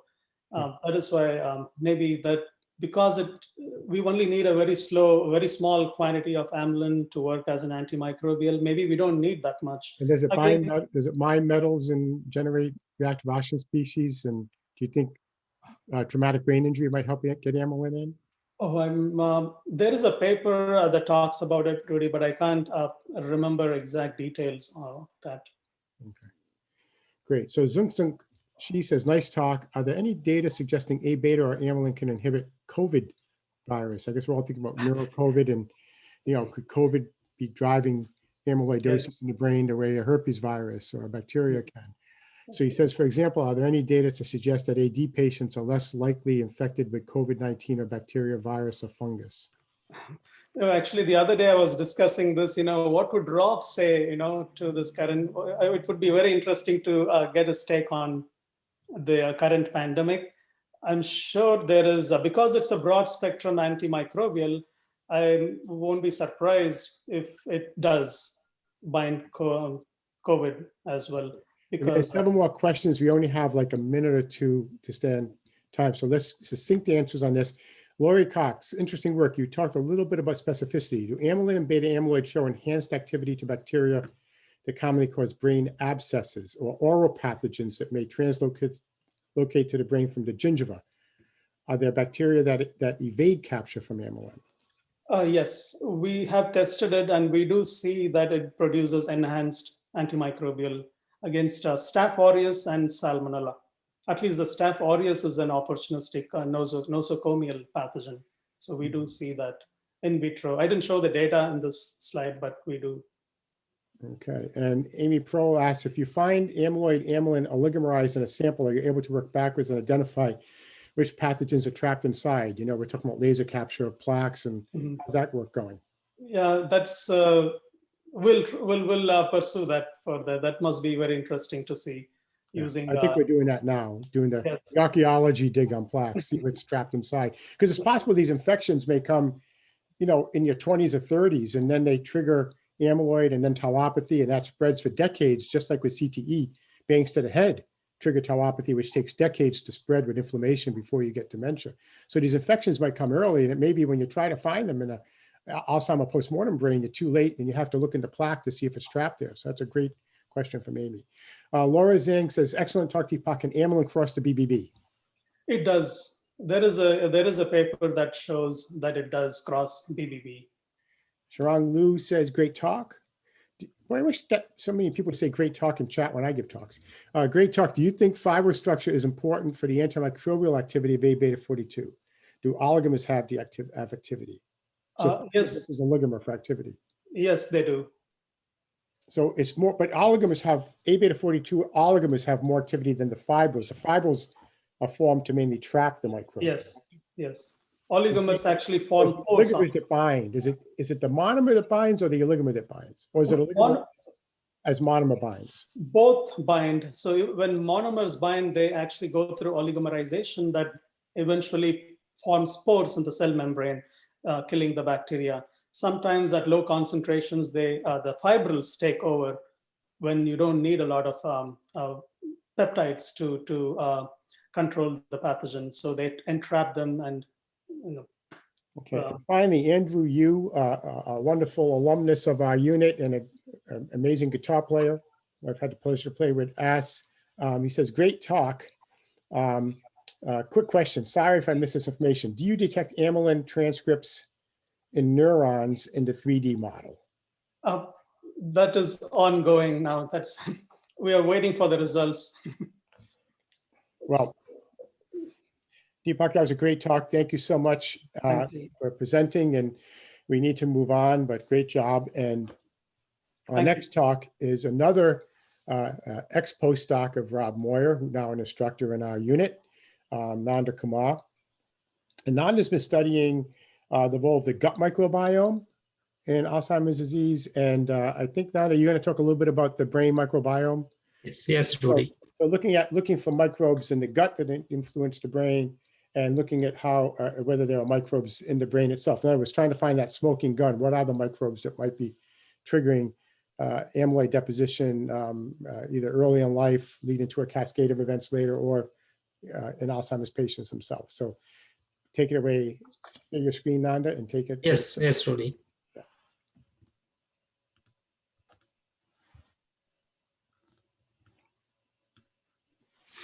Thank you, Rudy, for the nice introduction. So, once again. Hello, everyone. Thank you for joining the symposium. Today, I'm going to be talking about the role of microbiome on gut and brain and Alzheimer's disease. First, I would like to dedicate this presentation to Robert D. Moir. He was a brilliant scientist and a wonderful human being. As Rudy mentioned, he was always thinking outside the box. His outside the box thinking what led to the groundbreaking research on Avid as an antimicrobial peptide. To me personally, the year 29 was one of the tragic year, because the reason is that's when I lost my mother and my great mentor, Robert Moir, in a few months gap. He's a great mentor and good-hearted person and funful person. We truly miss him in the lab. And the first talk of the part of the talk is going to be focused on microbes and AD brain. Here, I wanted to identify potential microbial pathogens in human AD patients. The second part of the talk, which I'm going to be focused on therapeutic potential of symbiotics and Alzheimer's disease treatment. Here, I wanted to identify whether modulation of gut microbiome using symbiotics, a combination of prebiotics and probiotics in AD mouse model can be beneficial. So here, I'm going to start with the first talk of the presentation. To expand Rob's AVID as an antimicrobial hypothesis, we asked whether does AD have an infection etiology. So before the emergence of A-beta hypothesis, most researchers thought infection was involved, including Alois Alzheimer, who proposed infection may be involved. And many papers suggest herpes simplex virus has been associated with AD. But more recently, bacterial and fungal pathogens are also associated with AD. But no single pathogen is overwhelmingly associated with AD. Our lab findings suggest fungal, bacterial, and viral pathogens may be involved in AD pathogenesis, as Deepak mentioned.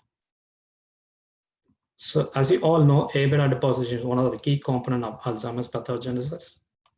From our lab, we showed A-beta acts as an antimicrobial peptide against various microbes in vivo and in vitro using Salmonella, Candida, and also herpes virus, where these pathogens where fibrils entraps these pathogens by preventing infection. And these are published data by Deepak Kumar and William Eimer. And also there are several reports indicating microbial molecules are present in AD brain, such as LPS and bacterial pili in AD brain, and also many fungal molecules in AD brain. The left panel shows the bacterial species that are present in AD brain and fungal molecules on the right side. And if you focus on the panel B of the figure, where you can see LPS is the bacterial molecule. LPS is co-localized with A beta 42 in the brain region of the plaque. And here is the D panel is the magnification. And in the F panel, you can see the E. coli pilot protein is also co-localized with A beta in the brain region of plaque. And H is the higher magnification. On the right side, there are many fungal molecules also co-localized in the plaque in the human AD brain. With that, we wanted to expand our hypothesis to see whether AD has an infection etiology. To do that, we characterize AD and control human brain samples for presence of microbes, bacteria, fungi, viruses, and protozoans. We used a metagenomic analysis of human brain samples. For that, we performed a next generation shotgun metagenomic sequencing on postmortem brain samples. And also we screened and analyzed publicly available data sets that are from different biobanks, looking for different microbial signatures. So here is a slide showing the different brain cohorts that we used in this analysis. We used 3 brain cohorts. One is from MGH, where we used the frontal cortex samples, and the other 2 are from public available data sets. One is Mount Sinai Brain Bank, and the other one is Mayo Clinic Brain Bank. The Mayo Clinic Brain Bank, where they use the frontal cortex, and Mount Sinai Brain Bank has 3 different regions. One is prefrontal cortex, superior temporal gyrus, and temporal cerebral cortex. Within that, there is a subclassification of a possible, likely, and definite AD. And we did a deep sequencing that was carried on RNA samples, approximately 125 million reads for each sample. So after sequencing, we did a strict filtering criteria on the sequencing reads, where we used a CRACM and Virome scan algorithms on sequencing reads to look for microbial differences between control and AD samples. So we filtered out the human genomes first, and then we mapped against genomes for bacteria, archaea, fungi, and viruses. Here, we only focus only on bacteria and virus for initial results. Then we analyze the species that were present at least 10 or more samples across the given data set with at least 2 map rates. For example, in a control or AD brain group, a bacterial species to be determined to be present and analyzed at least 10 out of 100 samples should be contain 2 or more reads. So after applying the strict filtering condition, we obtain the data that is presented here in the table. So you can see there is a pre-filter cutoff on pre-filter cutoff and a post-filter cutoff. And you can see the post-filter cutoff, there are like the microbial species that are present are very minimal. On average, it's about 8 to 10% from the total bacterial species that were detected in the brain samples. And here is the slide showing the results of younger control brain samples versus age control brain samples. So we also included younger brain controls of 20 to 40 years old that were compared with the age control of 60 to 90 years old. So here are the results of bacterial species that were found. So within the sequencing data, we found there are 63 species that were increased in young control compared to age control. Within that, there are like a few important bacteria that were present to be important. One is Akkermansia and Bifidobacterium, which is shown to be a beneficial probiotic species that are linked to short-chain fatty acid production, were increased in young controls versus aged control samples. Not only that, there are like some other interesting commensal bacteria such as Roseberia, Eubacterium, and other Bifidobacterium also shown to be present in these younger brain samples, which are shown to be important in general gut health. And this is a slide showing the results of age control versus AD samples of bacterial species. We didn't find much of significant increases in the bacterial species between these 2 groups, except there are 2 bacteria that we found to be decreased in ADs, Acinetobacter oleovirens and Pseudomonas aeruginosa. Then we went on to check, analyze the data of Mount Sinai Brain Bank and other public data sets. So from that, like we found 3 bacterial species that were associated with periodontal infection were increased in AD samples. Those were Fusobacterium, Prevotella, and Gemella. So we see there are like these bacteria has been increased in the superior temporal gyrus when compared to the age control samples. And to note, like there are like recent publications showing this P. gingivalis is also been linked to AD samples. And no significant bacterial abundance were present between control and AD subjects in any other regions such as prefrontal cortex or cerebral cortex. And we also didn't find much of difference between the control and AD subjects from Mayo Clinic data sets.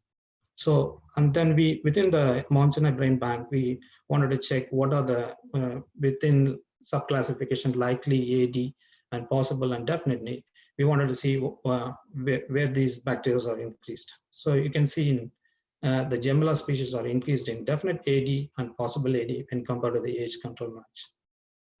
And then Prevotella is increased in likely AD in compared to the control samples. And the Fusobacterium was increased in possible AD when compared to AD, control samples. And then those are the results of bacterial species. Then we wanted to check out the viral abundance in these cohorts, brain cohorts. So we want to investigate in these samples from 3 different brain banks using 2 different computational algorithms. The reason why we wanted to study is a recent publication showed increased levels of herpes viruses such as HSV1, HHV6A, and HHV6B in AD brain using a virome scan algorithm that were used with a custom reference library for mapping herpes viruses. So we used a Kraken algorithm, a more rigorous, widely used, highly accurate program for aligning metagenomic sequences. And for comparison, we also used a standard virome scan algorithm for identifying herpes viruses. Within Kraken and virome scan algorithms, we didn't find much of significant viral differences between any of the cohorts. Even though we find there are like several viruses which are present, we didn't find of any viral herpes viruses that are published in the literature. We couldn't find any difference between control and AD samples. So for what the data we present is an ongoing, it's not a definite or conclusive one. So because as we add more numbers and different regions, this might change. And I'm going to present what we have now. I'm going to summarize. So here, there are a vast array of bacterial species were detected across AD, young control, and age control brain samples. On average, it's only 8% of those passed our filter criteria to be present. On average, is 114. And interestingly, young brain control samples from MGH showed increased levels in 63 bacterial species that were compared to age control.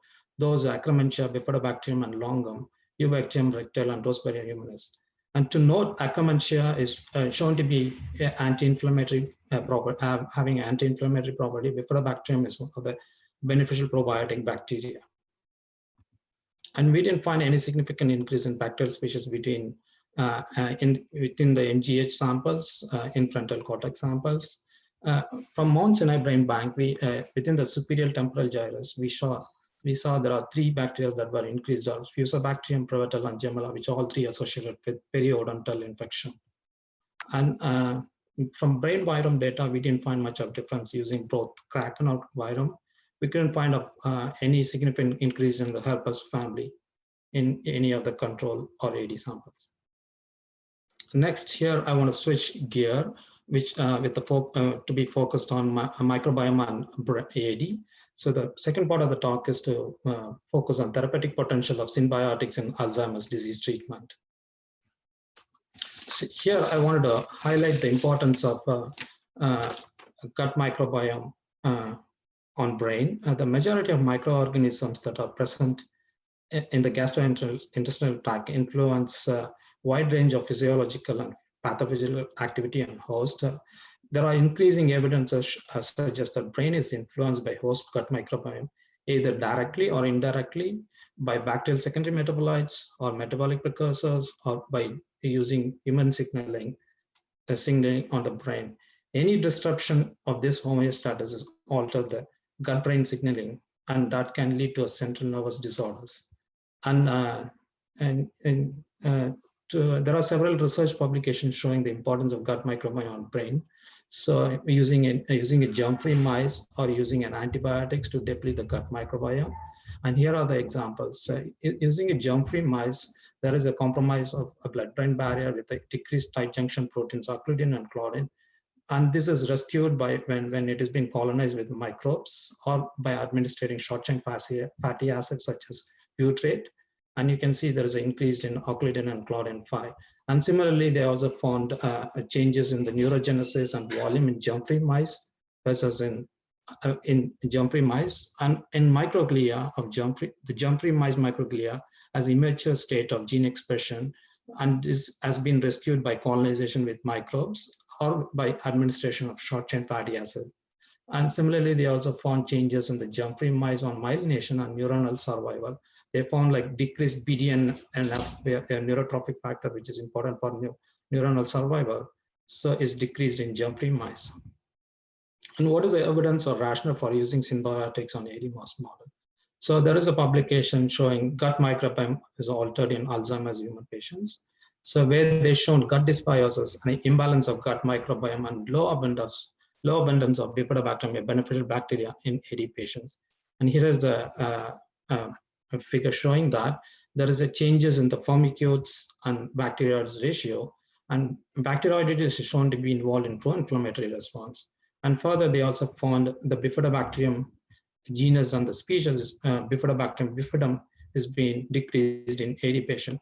And bifidobacterium is one of the beneficial bacteria that has been that's been shown to be important for physiological function on the host.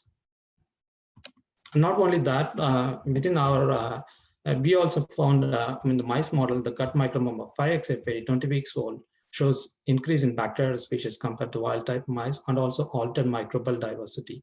And you can see there is here is on the left panel, it's a genus level. On the right one, it is a species level. And you can see the wild type, it has the diversity is, there are like different diversity. And if in 5XFAD, the diversity is altered. And within that, so given that evidence, we want to manipulate gut-brain axis using a symbiotics. And what is symbiotics? Symbiotics is a combination of prebiotics and probiotics. Prebiotics are derived from dietary fiber, and which is a food for bacteria. So these substances that can only be metabolized by gut bacteria or not the human host. And as a result, it produces short-chain fatty acid and secondary metabolites, BDNF, GABA, which acts on central nervous system. And probiotics are live bacteria, which is involved, which has been already shown to be involved in mucus and biofilm formation. And also it prevents infection. And also it's been shown it is important for barrier function, and also in immune regulation.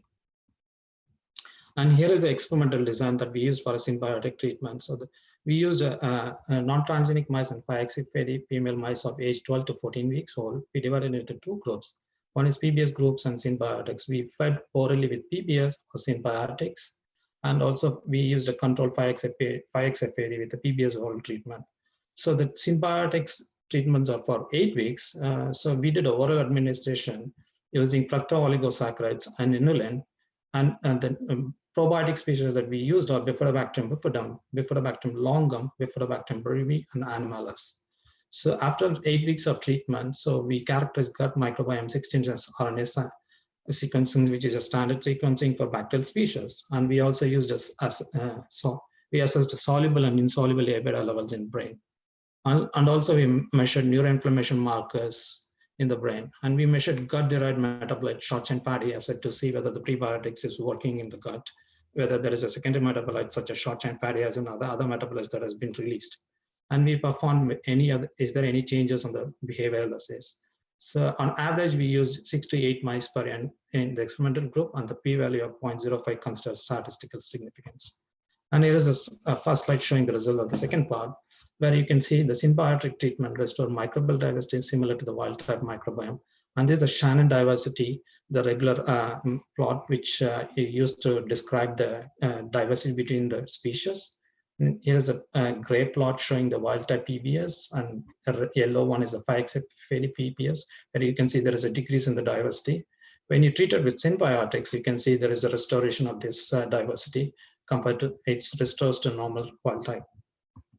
And also you can see that there is these are the top relative abundance of 30 genus and species in each group after symbiotic treatment. And this group is a wild type group, and the second one is in the 5XFAD PBS, and the third one is a symbiotics. And you can see there is the diversity is completely like it's been restored to the normal wild type and in genus and species level. And you can also, and we also saw there is a decreased bacterial species and increased Clostridium. There is a shift in there. So not only that, so we wanted to measure whether giving a prebiotic, does it have like the bacteria that is being utilized, and is there any secondary metabolites that is being released? So to do that, we assess metabolites in the stool samples of these mice in this in these groups. So you can see we used 10 metabolites for, in these stool samples, and we saw only 2 of them that has been increased is butyric acid and valeric acid in symbiotic treated 5xFAD mice. And there are reports showing the beneficial effects of butyric acid and valeric acid is shown to be involved acts as a potent class 1 histone deacetylase inhibitors in vitro. Next, we want to measure the A beta levels in these treatment groups. So here we added more extra groups where 5xFAD PBS and 5xFAD symbiotics groups and 5xFAD prebiotic group. And then we also use 5xFAD probiotic alone. And here is the results. We measured ELISA for soluble A beta levels.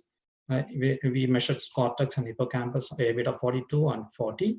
And we didn't find out much difference between the group in soluble A beta levels. But we find that there is a difference in this insoluble A beta levels in the cortex, where you can see the symbiotics group, there is a decrease in the insoluble levels when we treated with symbiotics in A beta 42 and 40. Then we wanted to check, is there any changes in the plaque burden? So we did immunostaining for using a 4G8 antibody within the group of 5xFAD PBS, symbiotics and prebiotics and probiotics. And you can clearly see in the cortex, from the compared to the ELISA results, there is a decrease in the plaque burden in the cortex region, and it has been quantified. And here is the result showing there is a decrease in the plaque burden in the cortex, and symbiotics is given. And we also measured like small and medium and large plaque loads in these samples, and we can see in the cortex there are the medium and large plaques have been reduced in this symbiotic treatment. Then we also assessed some of the immune cells markers in the brain. So we did IBA1 for microglia, GFAPP for astrocytes, and LAM for lysosomal marker. And you can see the only difference that we saw is that the astrocyte marker has been decreased in symbiotic treatment. And then we also measured cytokine levels for pro-inflammatory cytokines in the brain samples. And here you can see there are only 2 cytokines that has been altered. So it's been altered is IL-2 and IL-5 in the symbiotic treatment. And we also did a behavioral assess, and might not find any much of differences in the behavioral different performance when we treated with symbiotics. With that, I wanted to conclude the second part of this talk. 5xFAD has altered microbial diversity with increased bacteroidetes groups.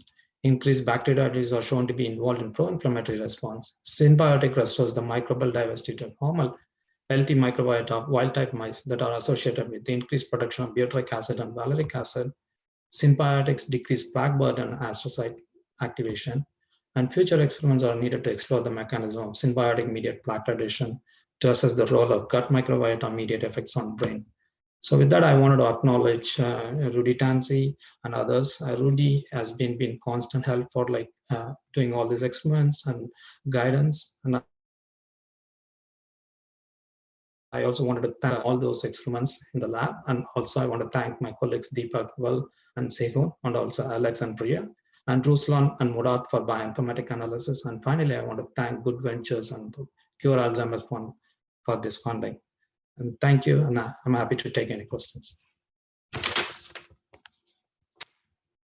Nanda, boy, that was a real tour de force, really great, amazing work. You know, on the symbiotic, it looks like if you could stop sharing, Nanda, it looks like on the symbiotic that you're affecting amyloid clearance, perhaps by microglia, in line with Sam Sisodia's work in gut microbiome, more than you're affecting neuroinflammation, because you're not seeing a big dip in those pro-inflammatory cytokines. So maybe a symbiotic or a gut microbiome approach may be better for early, pre-symptomatic prevention, secondary prevention of Alzheimer's by lowering amyloid in the brain. And I'm wondering whether the lack of effect on cytokines and neuroinflammation may explain why you're not seeing a cognitive benefit in those mice. In other words, reducing the amyloid in these older mice, but not hitting the neuroinflammation may not be enough to lead to the cognitive benefits. What do you think of that? Yes, I think it's also because of the model. I think it's because the 5xFAD model is one of the aggressive model. By the time we do it, like the cytokines and other, it's already overwhelming to see some of the changes. And maybe we have to look for like more microglia markers to characterize, say whether there is any of the microglia is reducing the plaque burden and all that. Yeah. And regarding the first part of your talk, so many were excited about the Mount Sinai paper showing more abundant herpes, HSV1, HHV6 and 7 in the brain. And Jacobson at the NIH could not replicate that work. Yes, yeah. So and now we're not able to replicate that work. What do you think the difference is? Why did Mount Sinai see it and we didn't see it, and we're not seeing the increase in herpes in AD brain, and Jacobson didn't see it? What's the difference in the approach or the algorithms used to assess? What do you think the difference? What do you think? So the algorithm they used is the virome scan with the custom library, just to pick up like only viruses that are herpes viruses, and also they didn't do a strict filtering criteria that we applied, where like there should be at least 2 reads in each of the groups, at least in there, but they didn't use any of the strict filtering criteria in their group. And even Stephen Jackson, they also reported that like that's because of they didn't use a strict filtering criteria in there. And this gets to Win Hyde's question, where how do you define a species hit? Like what do we need? If you just briefly review the criteria to say we have a hit. Here's like you saw some of these periodontal bacteria, and I want you to also mention Cortexime is claiming P. gingivalis. P. gingivalis. So first of all, I want you to mention whether you've seen that versus other periodontal bugs in the brain, and how do you define a hit, whether it's bacterial or viral? So the thing is, we didn't find up any P. gingivalis here. So I think that the difference is the region that they used is a different. And here it is the superior temporal gyrus and frontal cortex samples that we used it. Mm-hmm. That could difference why we did not see much of maybe P. gingivalis. So that's one thing, yeah. And to get a hit, our criteria are, just briefly, the criteria to say it's a hit for Wynn's question? The criteria is like so what we have to, the criteria is, what we used is, we have to, it has to be at least 10 or more samples should have at least 2 map reads in a control or AD brains. But in the Mount Sinai, they didn't use that much. Even like if it is a 0 hits, they consider that as a one reads, that is also considered as a one of the, they consider that bacterial species is present, but it's not like that. We should have at least 2 map reads, at least in 10 samples out of 100 samples. If it is less than 10, like maybe if you say 100 samples, we have it, and like we have only 9 samples or 8 samples, have only 2 reads, then we don't take that as a bacterial species included in that. That's one of the criteria that has to be included, like to strictly see, because it's not going to be biologically significant. Okay. Amy Prohl asks, did you study the vagus nerve as a route that microbes and their metabolites might use to traffic between the gut and the brain? No, that's something we have to look for it. So that's the next part of the study in the symbiotics. Yeah. I think it's really important because there was that paper by Henneke recently that showed if you manipulate, yes, right, the gut microbiome, you can affect microglial activation states. So, but I think we have to keep looking more into how is the gut. I mean, the thing is with butyric acid, if you're getting more butyric acid in the gut, and that's getting to the brain, into the brain, yeah, that should be beneficial for maybe neuroinflammation or blood-brain barrier. Yeah. So it's already been shown, like when it's short-chain fatty acid is administered into a germ-free mice, they restore the blood-brain barrier function. So they increase the tight junction proteins like occludin and claudin. I would mention the recent success of Amolix, the company that we started with Josh Cohen and Justin Klee, where they used phenylbutyrate as one of the 2 drugs in their combination to protect against oxidative stress. And the company had a successful ALS trial now looking for, that was carried out at Mass General with Merit Sokovich and Sabrina Paganoni, and now they're looking for approval with the FDA for that. But but half of that formula was phenylbutyrate. And so if you can get butyrate up through the gut, I mean, that would be a much easier way to do it.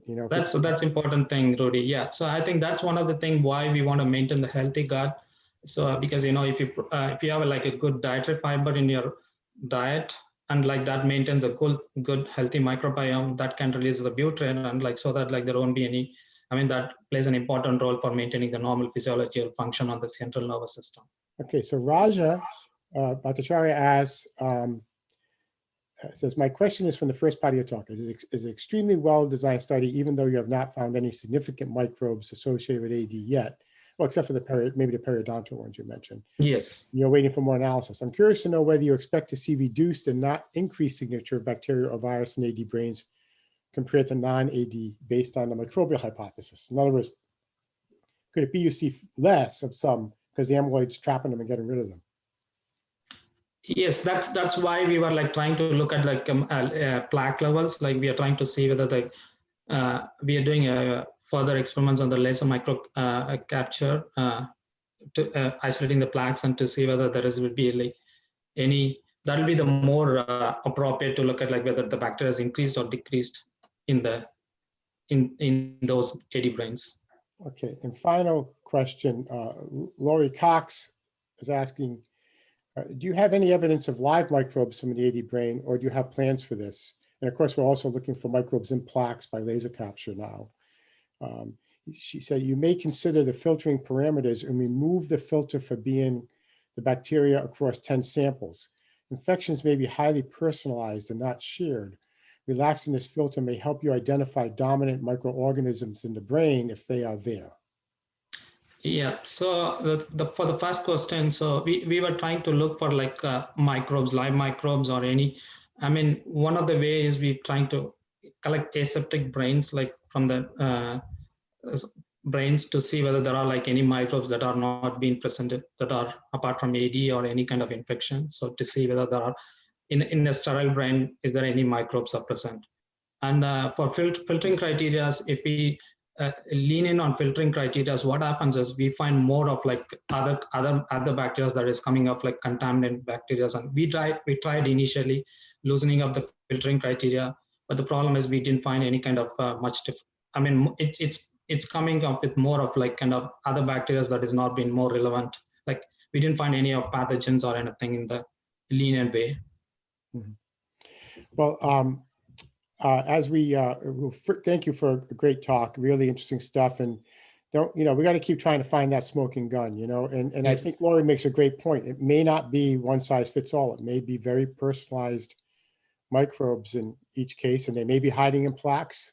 I always make the point that when you look at boxers or NFL players, those bangs to the head came when they were 20 or 30 years old. And they don't get CTE for decades later because it takes that long for tauopathy, this time caused by bangs to the head rather than amyloid, to spread through the brain and induce neuroinflammation. By the time, so it could be the infection, even in COVID, for example, that's happening now. And then by the time someone suffers from dementia and passes, it's too late to find the smoking gun infection. So this is it's a very challenging study, but we'll keep going. Yeah, it's I also mentioned, I want to thank Goodwill Ventures, Open Philanthropy, Cure Alzheimer's Fund, who are funding all three of these studies that you're talking about today, and really taking a chance funding this the gut microbiome, the brain microbiome work, and the antimicrobial protection hypothesis for years now.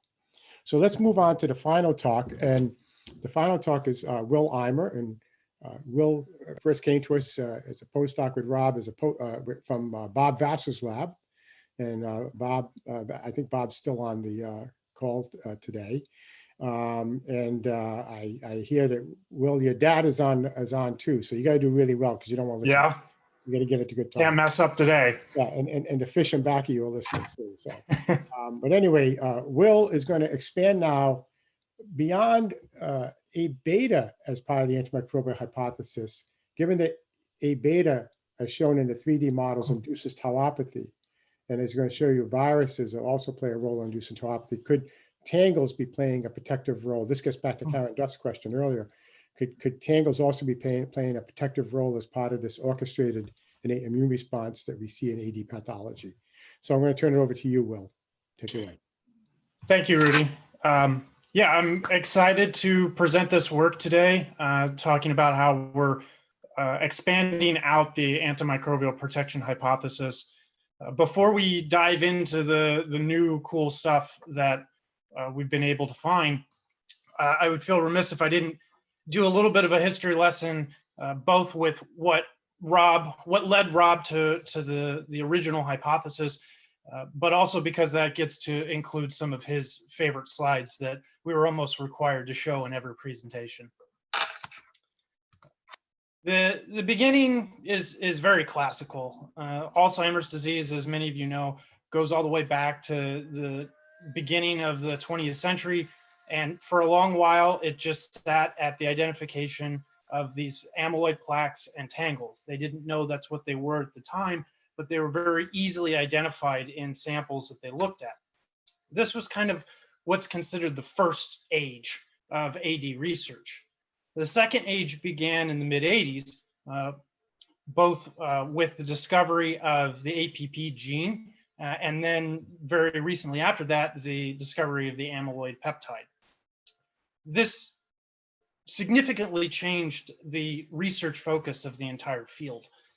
Before that, there was lots of hypotheses that were going around, including the idea of an infection hypothesis of Alzheimer's disease, but it really narrowed down and focused in on this idea of amyloid and that peptide being a very important part of the disease.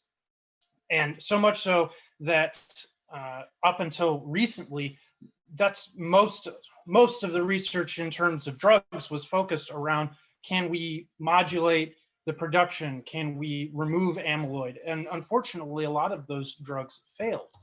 But this was all surrounding the idea that this amyloid peptide was a functionless, exclusively pathological catabolic byproduct. Basically, it was a bad boy that didn't need to be there and was a mistake of the human body. But over time, the research in between the discovery of the amyloid peptide and now, there were elements about this that were determined that was not necessarily bad. It wasn't a mistake. And Rob started digging a little bit more, and you heard a little bit of it from Rudy and other members that presented before me. But this is one of his favorite slides. And what you're looking at here is the sequence of the amyloid peptide amongst different animals. And at the top, we have humans. And as we go lower, we go back further into when these animals separated evolutionarily from their ancestors. And if we look at this specific fish, the coelacanth, this fish separated from everything else 350 million years ago. Why this is interesting is because you can still find this fish. It's about 300 to 400 feet down if you go scuba diving off the coast of Africa. And it's essentially unchanged. And why this is interesting is because if you sample the DNA of this fish and look at the sequence for amyloid, it's the same. It hasn't changed. We share the identical sequence with a 350 million year old fish. And the question has to become why. If a lot of the pieces that we based this idea that amyloid is bad, why would even a fish that goes back 350 million years conserve this sequence? And as you heard, the idea that developed was that it is part of our immune system. It's supposed to be there. It's not a mistake. And from that, it starts making even more sense because it wasn't a new fact that different pathogens such as herpes and chlamydia and even fungal infections had been found in the brain.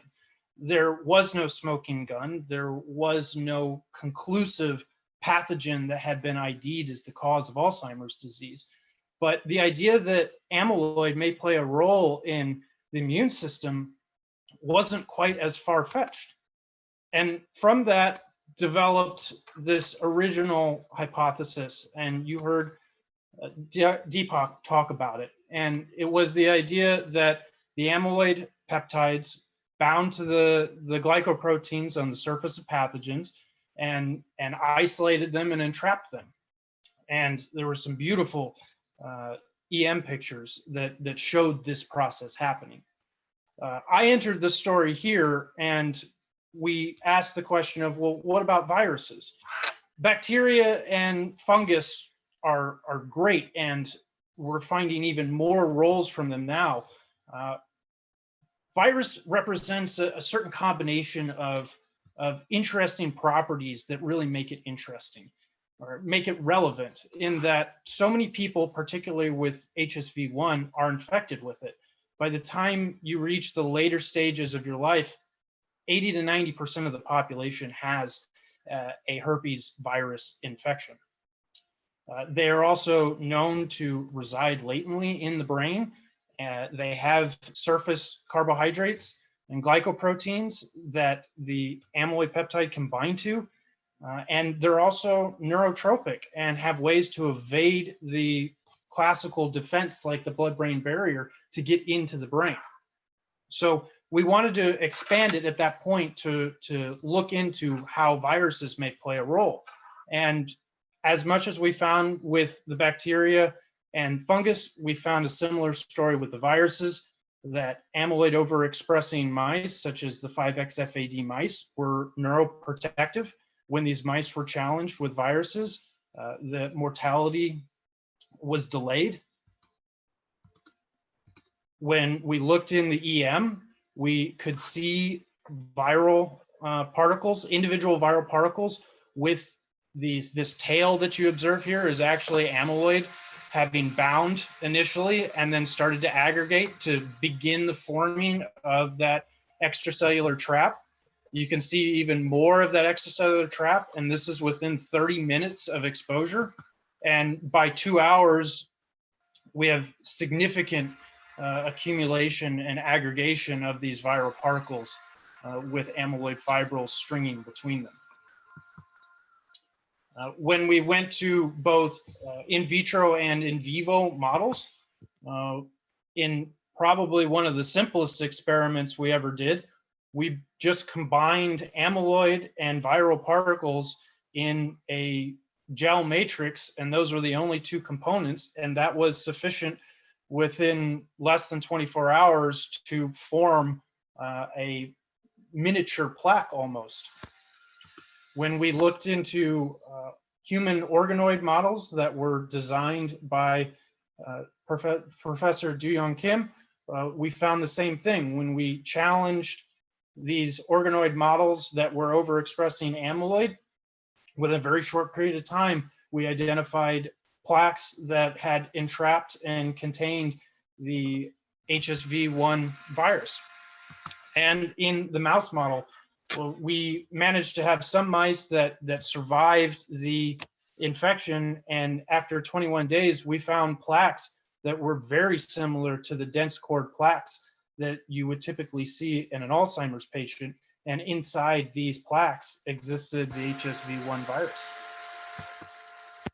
So this created a wonderfully interesting story, and the support that we found for the antimicrobial hypothesis, but we didn't really want to end there. It was great that we identified amyloid as an extracellular trap, but we suspected, much like other AMPs and the LL37 antimicrobial peptide that's been well documented, that it had other roles. And in Alzheimer's disease, there's also tau, and we were curious as to how tau fit into this story. And what I'm going to show you is that amyloid plays additional roles, both in the cytotoxicity of the cells that it comes in contact with, and as a potential immunomodulator of the immune system in the brain. And excitedly, we're finding that tau also seems to be part of this story, and it grows this idea of the innate immune system and these elements in Alzheimer's disease. To start with the A-beta-42, we had a simple experiment where we took cell lines, we challenged them with the HSV1 virus, and then added additional amyloid, either from a reconstituted synthetic or from amyloid that was expressed from a cell over expressing cell line into the media. And we just coded these challenged cells with that. And in both cases, we found that the existence of amyloid in the presence of infected cells accelerated the cytotoxicity of those cells. So we saw more cellular death in the presence of amyloid with infection. And importantly, over this experiment and many of the other experiments I'm going to talk about, the timeline for what we were looking at is within 24 hours. These processes and the reaction of the cells is very quick.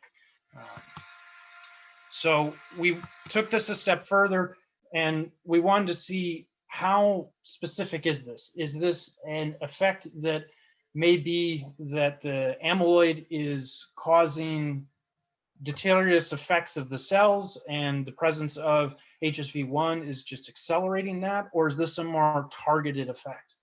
So we took these cultures and put them through flow cytometry. After labeling the amyloid and the HSV1, which is already an RFP tagged virus, we interestingly found that the amyloid in the presence of amyloid, it very much so prefers to bind to and target the infected cells.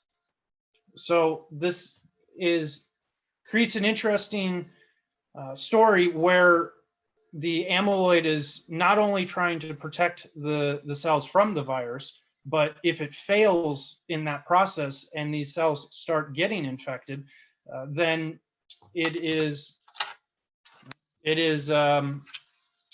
targeting these cells for accelerating their death, almost in an effort to protect the other uninfected cells. So this results in amyloid being a bit of a double-edged sword, where yes, it can be protective of cells pre-infection, but post-infection, it actually looks to kill those cells. Moving towards it as an immunomodulator, so even expanding it past this direct targeting, we have used LL37 as a model for amyloid. And there's been previous publications that LL37 acts as an immunomodulator. So using this as a model system, we examined whether A-beta-42, when challenged again with an HSV1 infection, does this accelerate the release of cytokines for pro-inflammatory and immune response? And yes, again, we see that in G2 cells, which are naive, and GA2 cells, which are amyloid overexpressing, in this very short time period, there is not a significant immunoresponse. Even in the G2 cells that were exposed to the HSV1, while their immune response was more than non-infected, it pales in comparison to the release of the cytokines that happen when amyloid and an infection are present at the same time. We really wanted to expand this out, and in collaboration with Dr. Joseph Park and Dr. Du Kim inside our unit, we took on a bit of an ambitious project where we used the 3D cultures that overexpressed these amyloid, and we infected them and then analyzed those by RNA sequencing to get a more holistic picture of what's going on in these cells and how they are responding. And of particular interest to my own work, we really wanted to see how the infected AD overexpressing cultures compared to the uninfected AD cultures, and whether we saw a shift with the infection. And what you can see here in these really awesome diagrams that Dr. Park put together is this is a comparison and the overlap of the genes that are being expressed under these different conditions.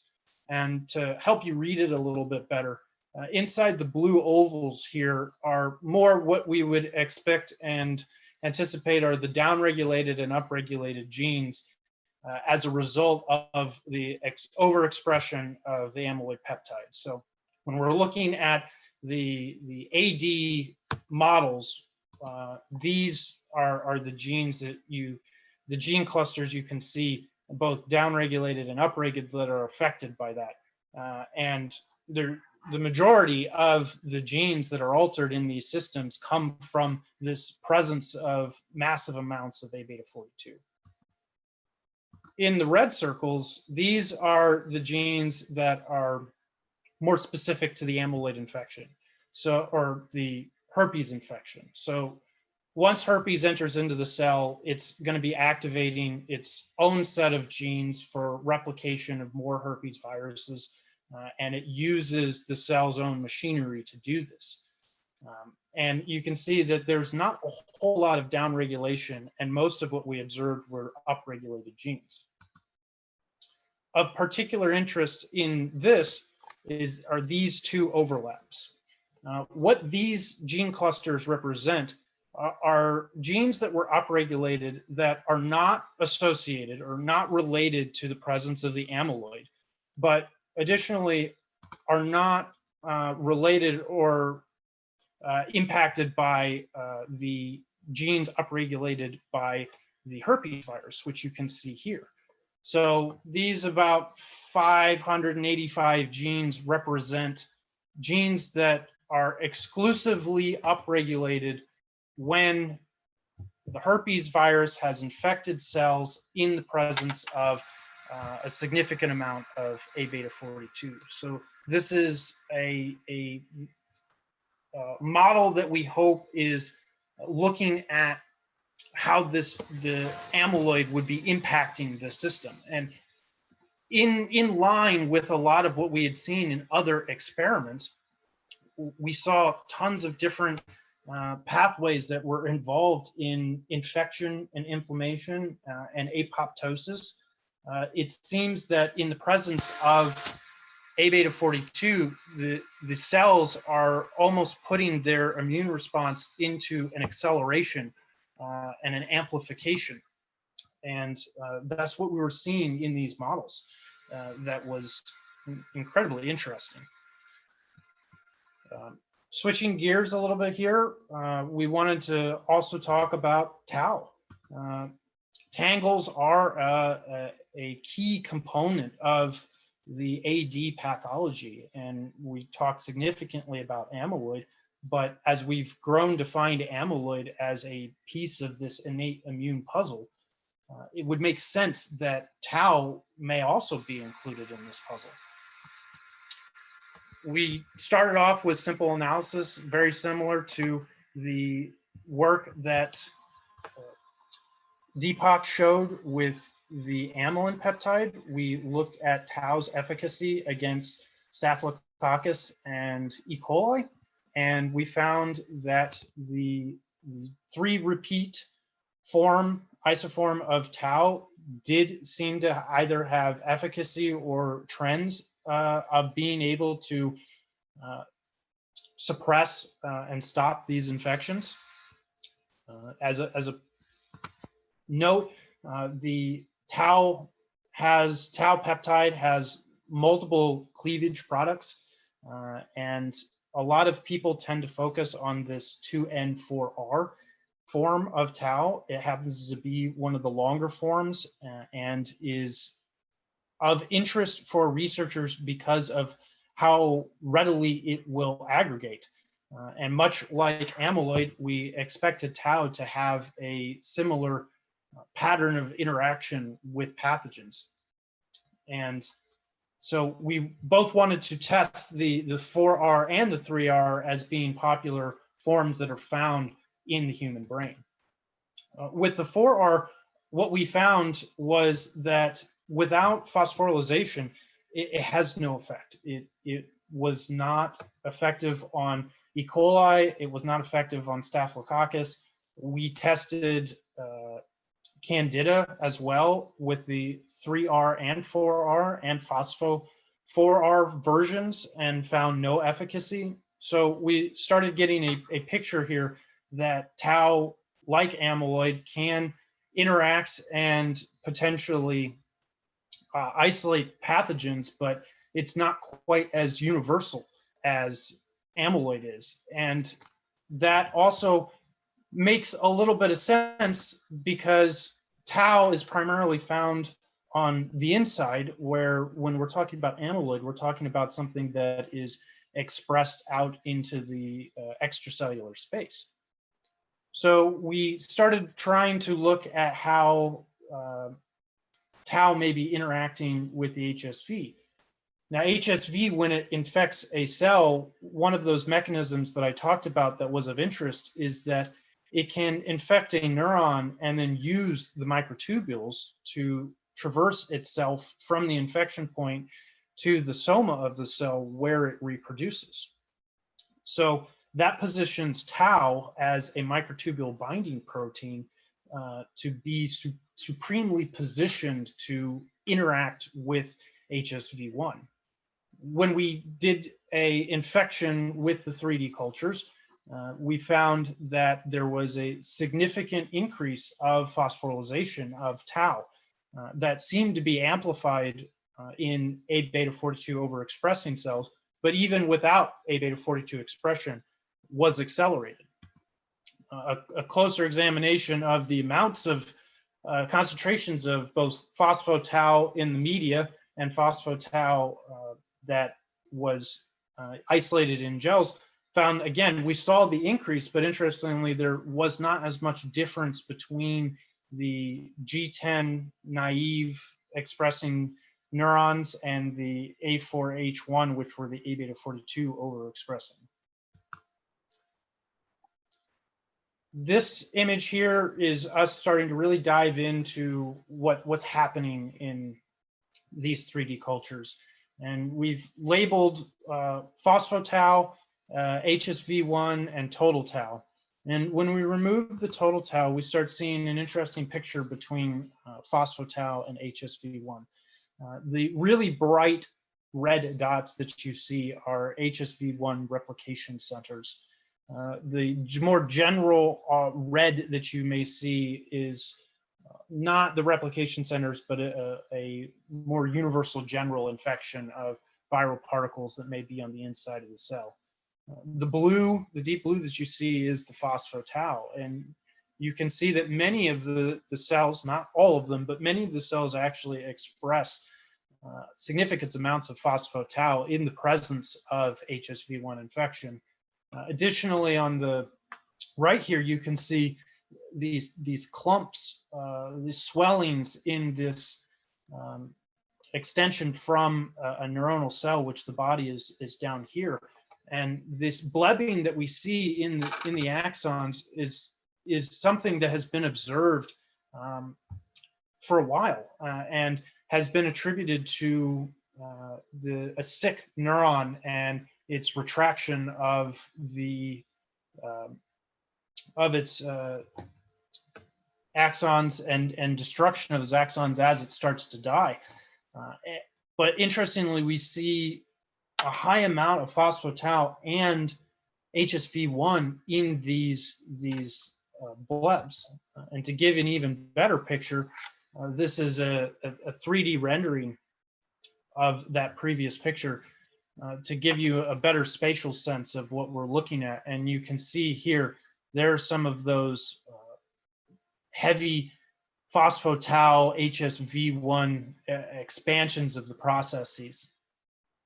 So it's creating an interesting story for us to explore. The last experiment that I wanted to talk about, which even expanded further upon this, is that we used a microfluidic device. And to give you a better perspective of what you're looking at here, is that each one of these represents a single channel. And we have 3 channels that we can introduce cells to and grow them out. And between these 3 channels, we have these portions in the center here that are microfluidic channels. So they provide a cross connection from one channel to the other, but are not large enough for a cell body to go from one side to the other. What they are large enough for is for neuronal processes to project through the channels to another side. So what we did is we put naive cells on the two outer areas, and then either put naive or overexpressing A-beta-42 cells in the center. And then we added HSV1 to the outer channel and observed what happened as the HSV1 was trying to progress from the leftmost channel to the rightmost channel. And to better represent what each one of these graphs are saying is that this would be the first channel, the second channel, and the third channel. And what we observed was that having an A-beta-42 overexpressing cell line in the center channel, particularly on the first day, first 24 hours, was quite effective at helping to reduce the amount of virus that traversed all the way over to the third channel. And in the case of the A5 cell line, which had the highest amount of A-beta expression, it basically prevented. By day 2, we started to see a little bit more normalization of it and the ability of the HSV1 to traverse across the center channel. But even then, the A5 cell line was capable of reducing the amount of infection. What we didn't expect was this, that when we examined these cell cultures, these microfluidic plates for phospho-tau, the microfluidic channels between the initial well where the virus is introduced and the center well, which you can see here, these microfluidic channels were filled with phospho-tau. And it didn't matter whether it was an A-beta-42 overexpression cell line or the naive expression cell line. And when we examine closer, these overexpressed, or the presence of p-tau was strong inside the neuronal processes that had been projected down the microfluidic channel.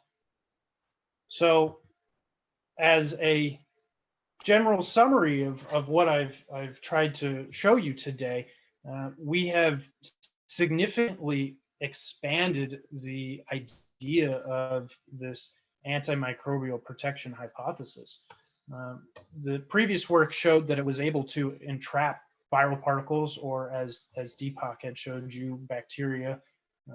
But we have gone on to show the beginnings of tau acting as an antimicrobial peptide and potentially capturing viral particles that have entered into the processes and are heading back in to be reproduction. We have looked at the impact of A-beta-42 in potentially leading cells down a pathway of cell death because they're infected, or its involvement in activating and modulating the CNS inflammation.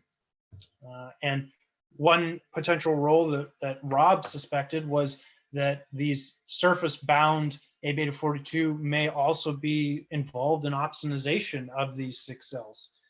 So there's many interesting stories and branches that we are starting to find that the amyloid peptide and now the tau peptide are involved in a very complex innate immune response to infection. As I began the presentation with this idea about there being two ages, I feel very strongly that Rob's work and its importance has actually introduced us into a third age. And the presentations that you have seen here today are all rooted in that original antimicrobial protection hypothesis. And you can see the variety of branches that have spurred from that. And even within the last 5 years, our most recent publications have all generated a very strong positive response of people exploring this. And I do think that this is the beginning of a third age of research in the field. I wanted to thank my collaborators, thank Rudy for his support, both when Rob was still with us and particularly now that he's not. It's been a bit of a trying time for all of us, both losing a friend and a colleague, and he's been quite a rock. And thank also Joseph and Ju and everybody else in the unit that has helped so much in progressing these projects forward, and the Cure Alzheimer's Fund and Helmsley and Open Philanthropy Project that are funding these work. Many of these groups, particularly Cure Alzheimer's Fund, were the only ones that were willing to fund this work, and it has produced some extremely exciting results. Finally, I just want to say a quick word about Rob. I met Rob at the 2012 Neuroscience Conference when I was hunting for a postdoc position. And there was a time when he wasn't really believed and had the last session on the last day, and there was a smattering of people in there. And I sat there just completely engrossed in what he was presenting and thought to myself, yes, this is it. And I am blessed and grateful that I got the opportunity to be in his lab and work as his postdoc. He was a brilliant man, and he was not only invested into the science, but he was invested into the people in his lab and took care of us all very, very well and supported us in our growth as scientists. And as much as I miss him, I am grateful for the time that I did get to spend with him. Thank you. Well, thank you for a great concluding talk that really puts the whole, antimicrobial protection hypothesis and the greater orchestrated innate immune hypothesis of AD pathology in perspective. Really fascinating stuff. So I'm going to go, we have some questions in chat, and Stephen asks general question, which is, do sterile reared 5XFAD mice develop A beta deposits, or are they modified? So in other words, 5XFAD, you're getting A beta because of genetics, but is there a difference if you grow them under sterile conditions?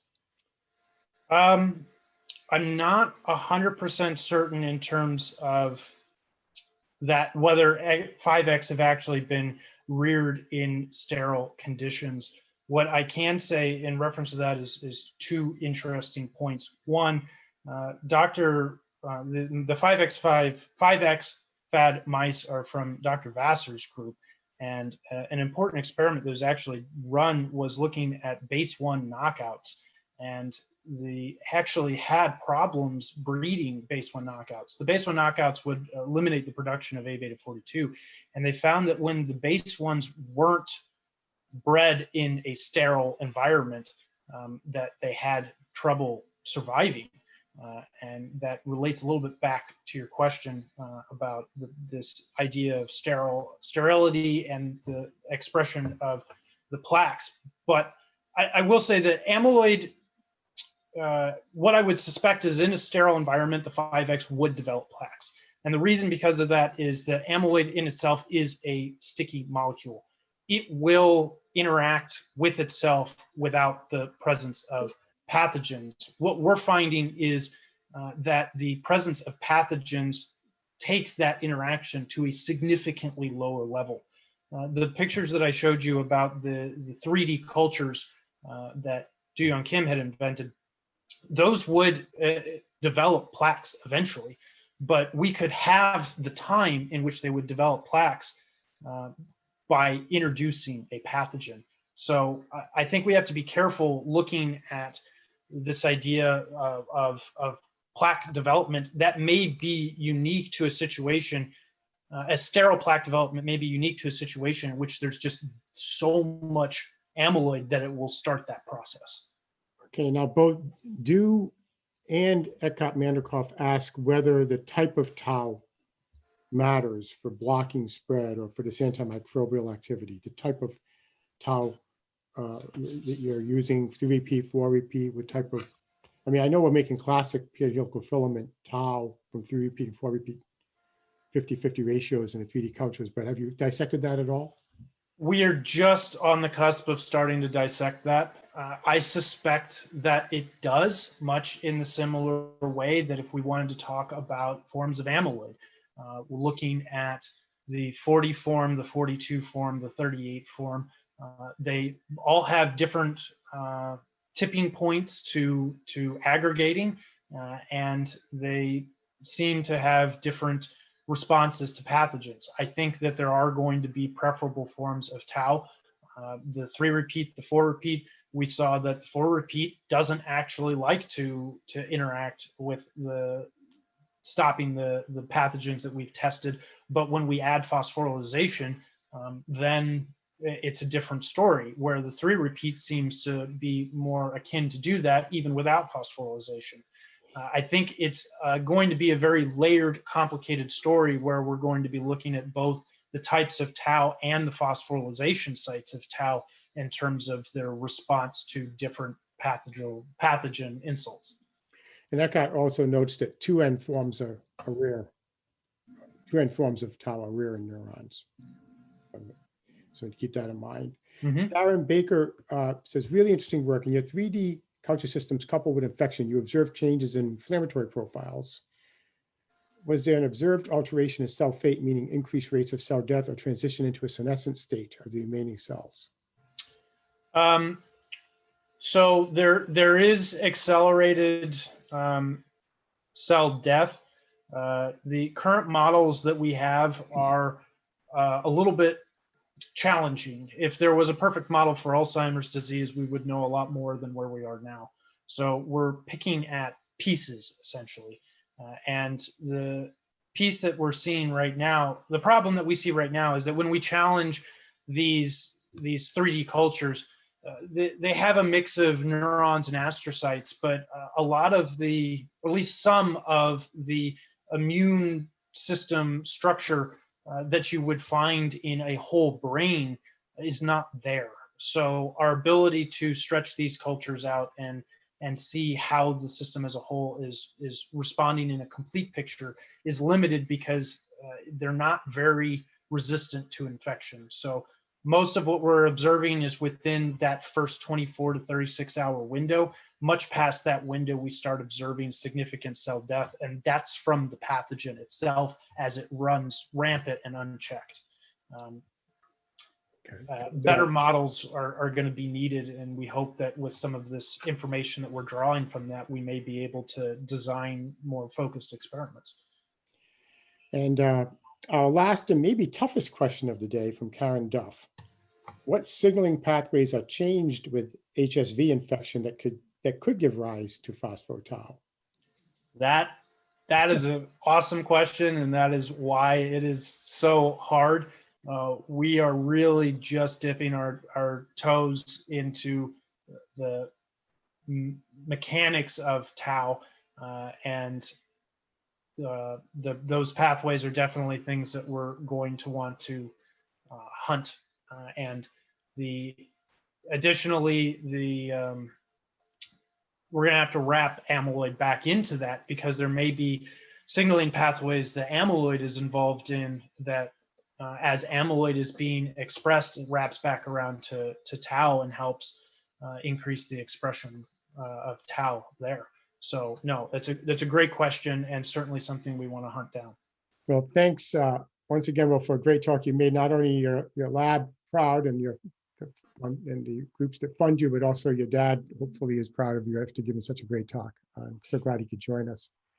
Thank you for wrapping that up. And I'm going to conclude our day by thanking all of our speakers. I mean, this was such a great symposium. All 4 speakers just breaking new ground, new ideas that are so different than what you normally hear at an Alzheimer's symposium. And I also thank our participants. We kept well over 100 participants throughout this 3-hour block, which is really saying something about interest in this emerging field of how AD pathology may be not just junk. And here's, so I want to show this last slide kind of summarizing where we are on the antimicrobial protection hypothesis after these talks. And you see Rob here with a look you all have seen before, if you know Rob, as he's getting excited about something on his computer, kind of how he looked when he first showed me his evidence that A-beta was an antimicrobial peptide. But let me summarize this way. In part one of this hypothesis, that of the role of AD pathology in brain innate immunity, the general idea that, I remember Rob and I talking about this at his kitchen table before he passed away, that Alzheimer's pathology, plaques, tangles, and neuroinflammation constitute an orchestrated innate immune response that evolved to protect the brain against microbial infection. We heard from Yueming that gamma secretase can drive generation of A-beta as a subregulator during infection. That we heard from Deepak that A-beta and also amylin from diabetes are both antimicrobial peptides that can protect the brain against microbes by rapidly seeding beta amyloid to trap those microbes in extracellular traps. So as these peptides are protecting, they also are forming dangerous amyloid that can then trigger disease processes like Alzheimer's in the brain. And of course, you also heard from Nanda that we're still trying to identify what are the overrepresented microbes in AD gut and brain, and how do we get to them? And I think it's clear in the gut that there are big things going on, and you can use the gut to ameliorate AD pathology. We're seeing this. In the brain, it's a little more difficult to find that smoking gun, find which microbes are overrepresented. Is it herpes? Is it chlamydia? Is it a Borrelia from Lyme disease? What matters the most? And the big question is, will we find it in postmortem brain? Could these microbes have come and gone and just triggered that process decades ago, the way head bangs do in CTE, the way amyloid comes very early and driving tauopathy and Alzheimer's disease? So I think it's important to start doing, archaeology, look in plaques like we're doing now, and capturing those plaques and looking for evidence of microbial RNA and DNA in case we just don't see the smoking guns in the postmortem brain samples of AD patients. And we heard from Will that tangles are also part of the story. They form in response to both viral infection alone or to A-beta. And in fact, the combination of A-beta and viral infection and A-beta oligomers driven by viral infection are driving tangle formation, which may very well block the neurotropic spread of virus in the brain. And finally, we heard from Will that infection drives an opsonization of neurons, where A-beta is tagging those infected neurons and synapses and telling the microglial cells, come here and remove them. We have videos from our 3D systems of microglial cells and also astrocytes removing synapses, removing axons, and where they're being attracted by opsonization of neurons by A-beta. So the infected neurons are being identified. So all of this suggests this orchestrated innate immune response of the pathology against microbes. But then the final question is, what is the relative role today? Let's say microbes got us here evolutionarily. That's why this pathology persisted, and as it was protecting us, it was evolutionarily conserved. Well, you have to then think about part two, which is the gene mutations that arose may have been evolutionarily conserved. That could it be that over tens of thousands of years of evolution, that with every new epidemic of encephalitis or meningitis or brain infection, that those who had gene mutations that made them more prone to making amyloid, like the early onset FAD mutations, or made them more prone to making tangles or tauopathy, like the frontotemporal lobar dementia mutations, or the growing number of GWAS hits that make us more prone to neuroinflammation, such as mutations in CD33, TREM2, NPP5D, et cetera. Well, all of these conserved because they allowed for greater protection against brain infection over the course of human evolution through each new bout of epidemic of encephalitis or meningitis. These are speculative questions, and it may be that today that gene mutations that came along the way of this process matter more than the microbes themselves. We're not going to know until we do a better job of trying to find the microbes that might matter in the brain. But I think that's how I would like to encapsulate what we heard today. I'm going to stop sharing. And again, just thank everyone for hanging in there. We still have over 100 participants. This was a great symposium. I'm sure Rob is smiling down at us, for carrying on his work. And you've seen that his work is not just being carried on, it's being expanded so beautifully by Will and Deepak and Nanda and others in the field. And I hope others will join us in continuing this work as well, and keeping Rob's revolutionary new hypothesis, and what'd you call it, Will, the third age of Alzheimer's disease going. So thank you once again. Also, thank you, Cure Alzheimer's Fund and Open Philanthropy, Goodwill Ventures for funding this this fringe out of the box work that Rob started. And we'll end there, and we'll look forward to the second Robert D. Moir Memorial Symposium next year. And if anybody would like to speak at that and wants to talk about this type of stuff, please let us know at any time. So thanks, everyone. Stay safe, stay well. Happy holidays, and let's hope for a very, very boring and normal 2021. So we'll end there. Thank you. Rudy, thank you. Thank you.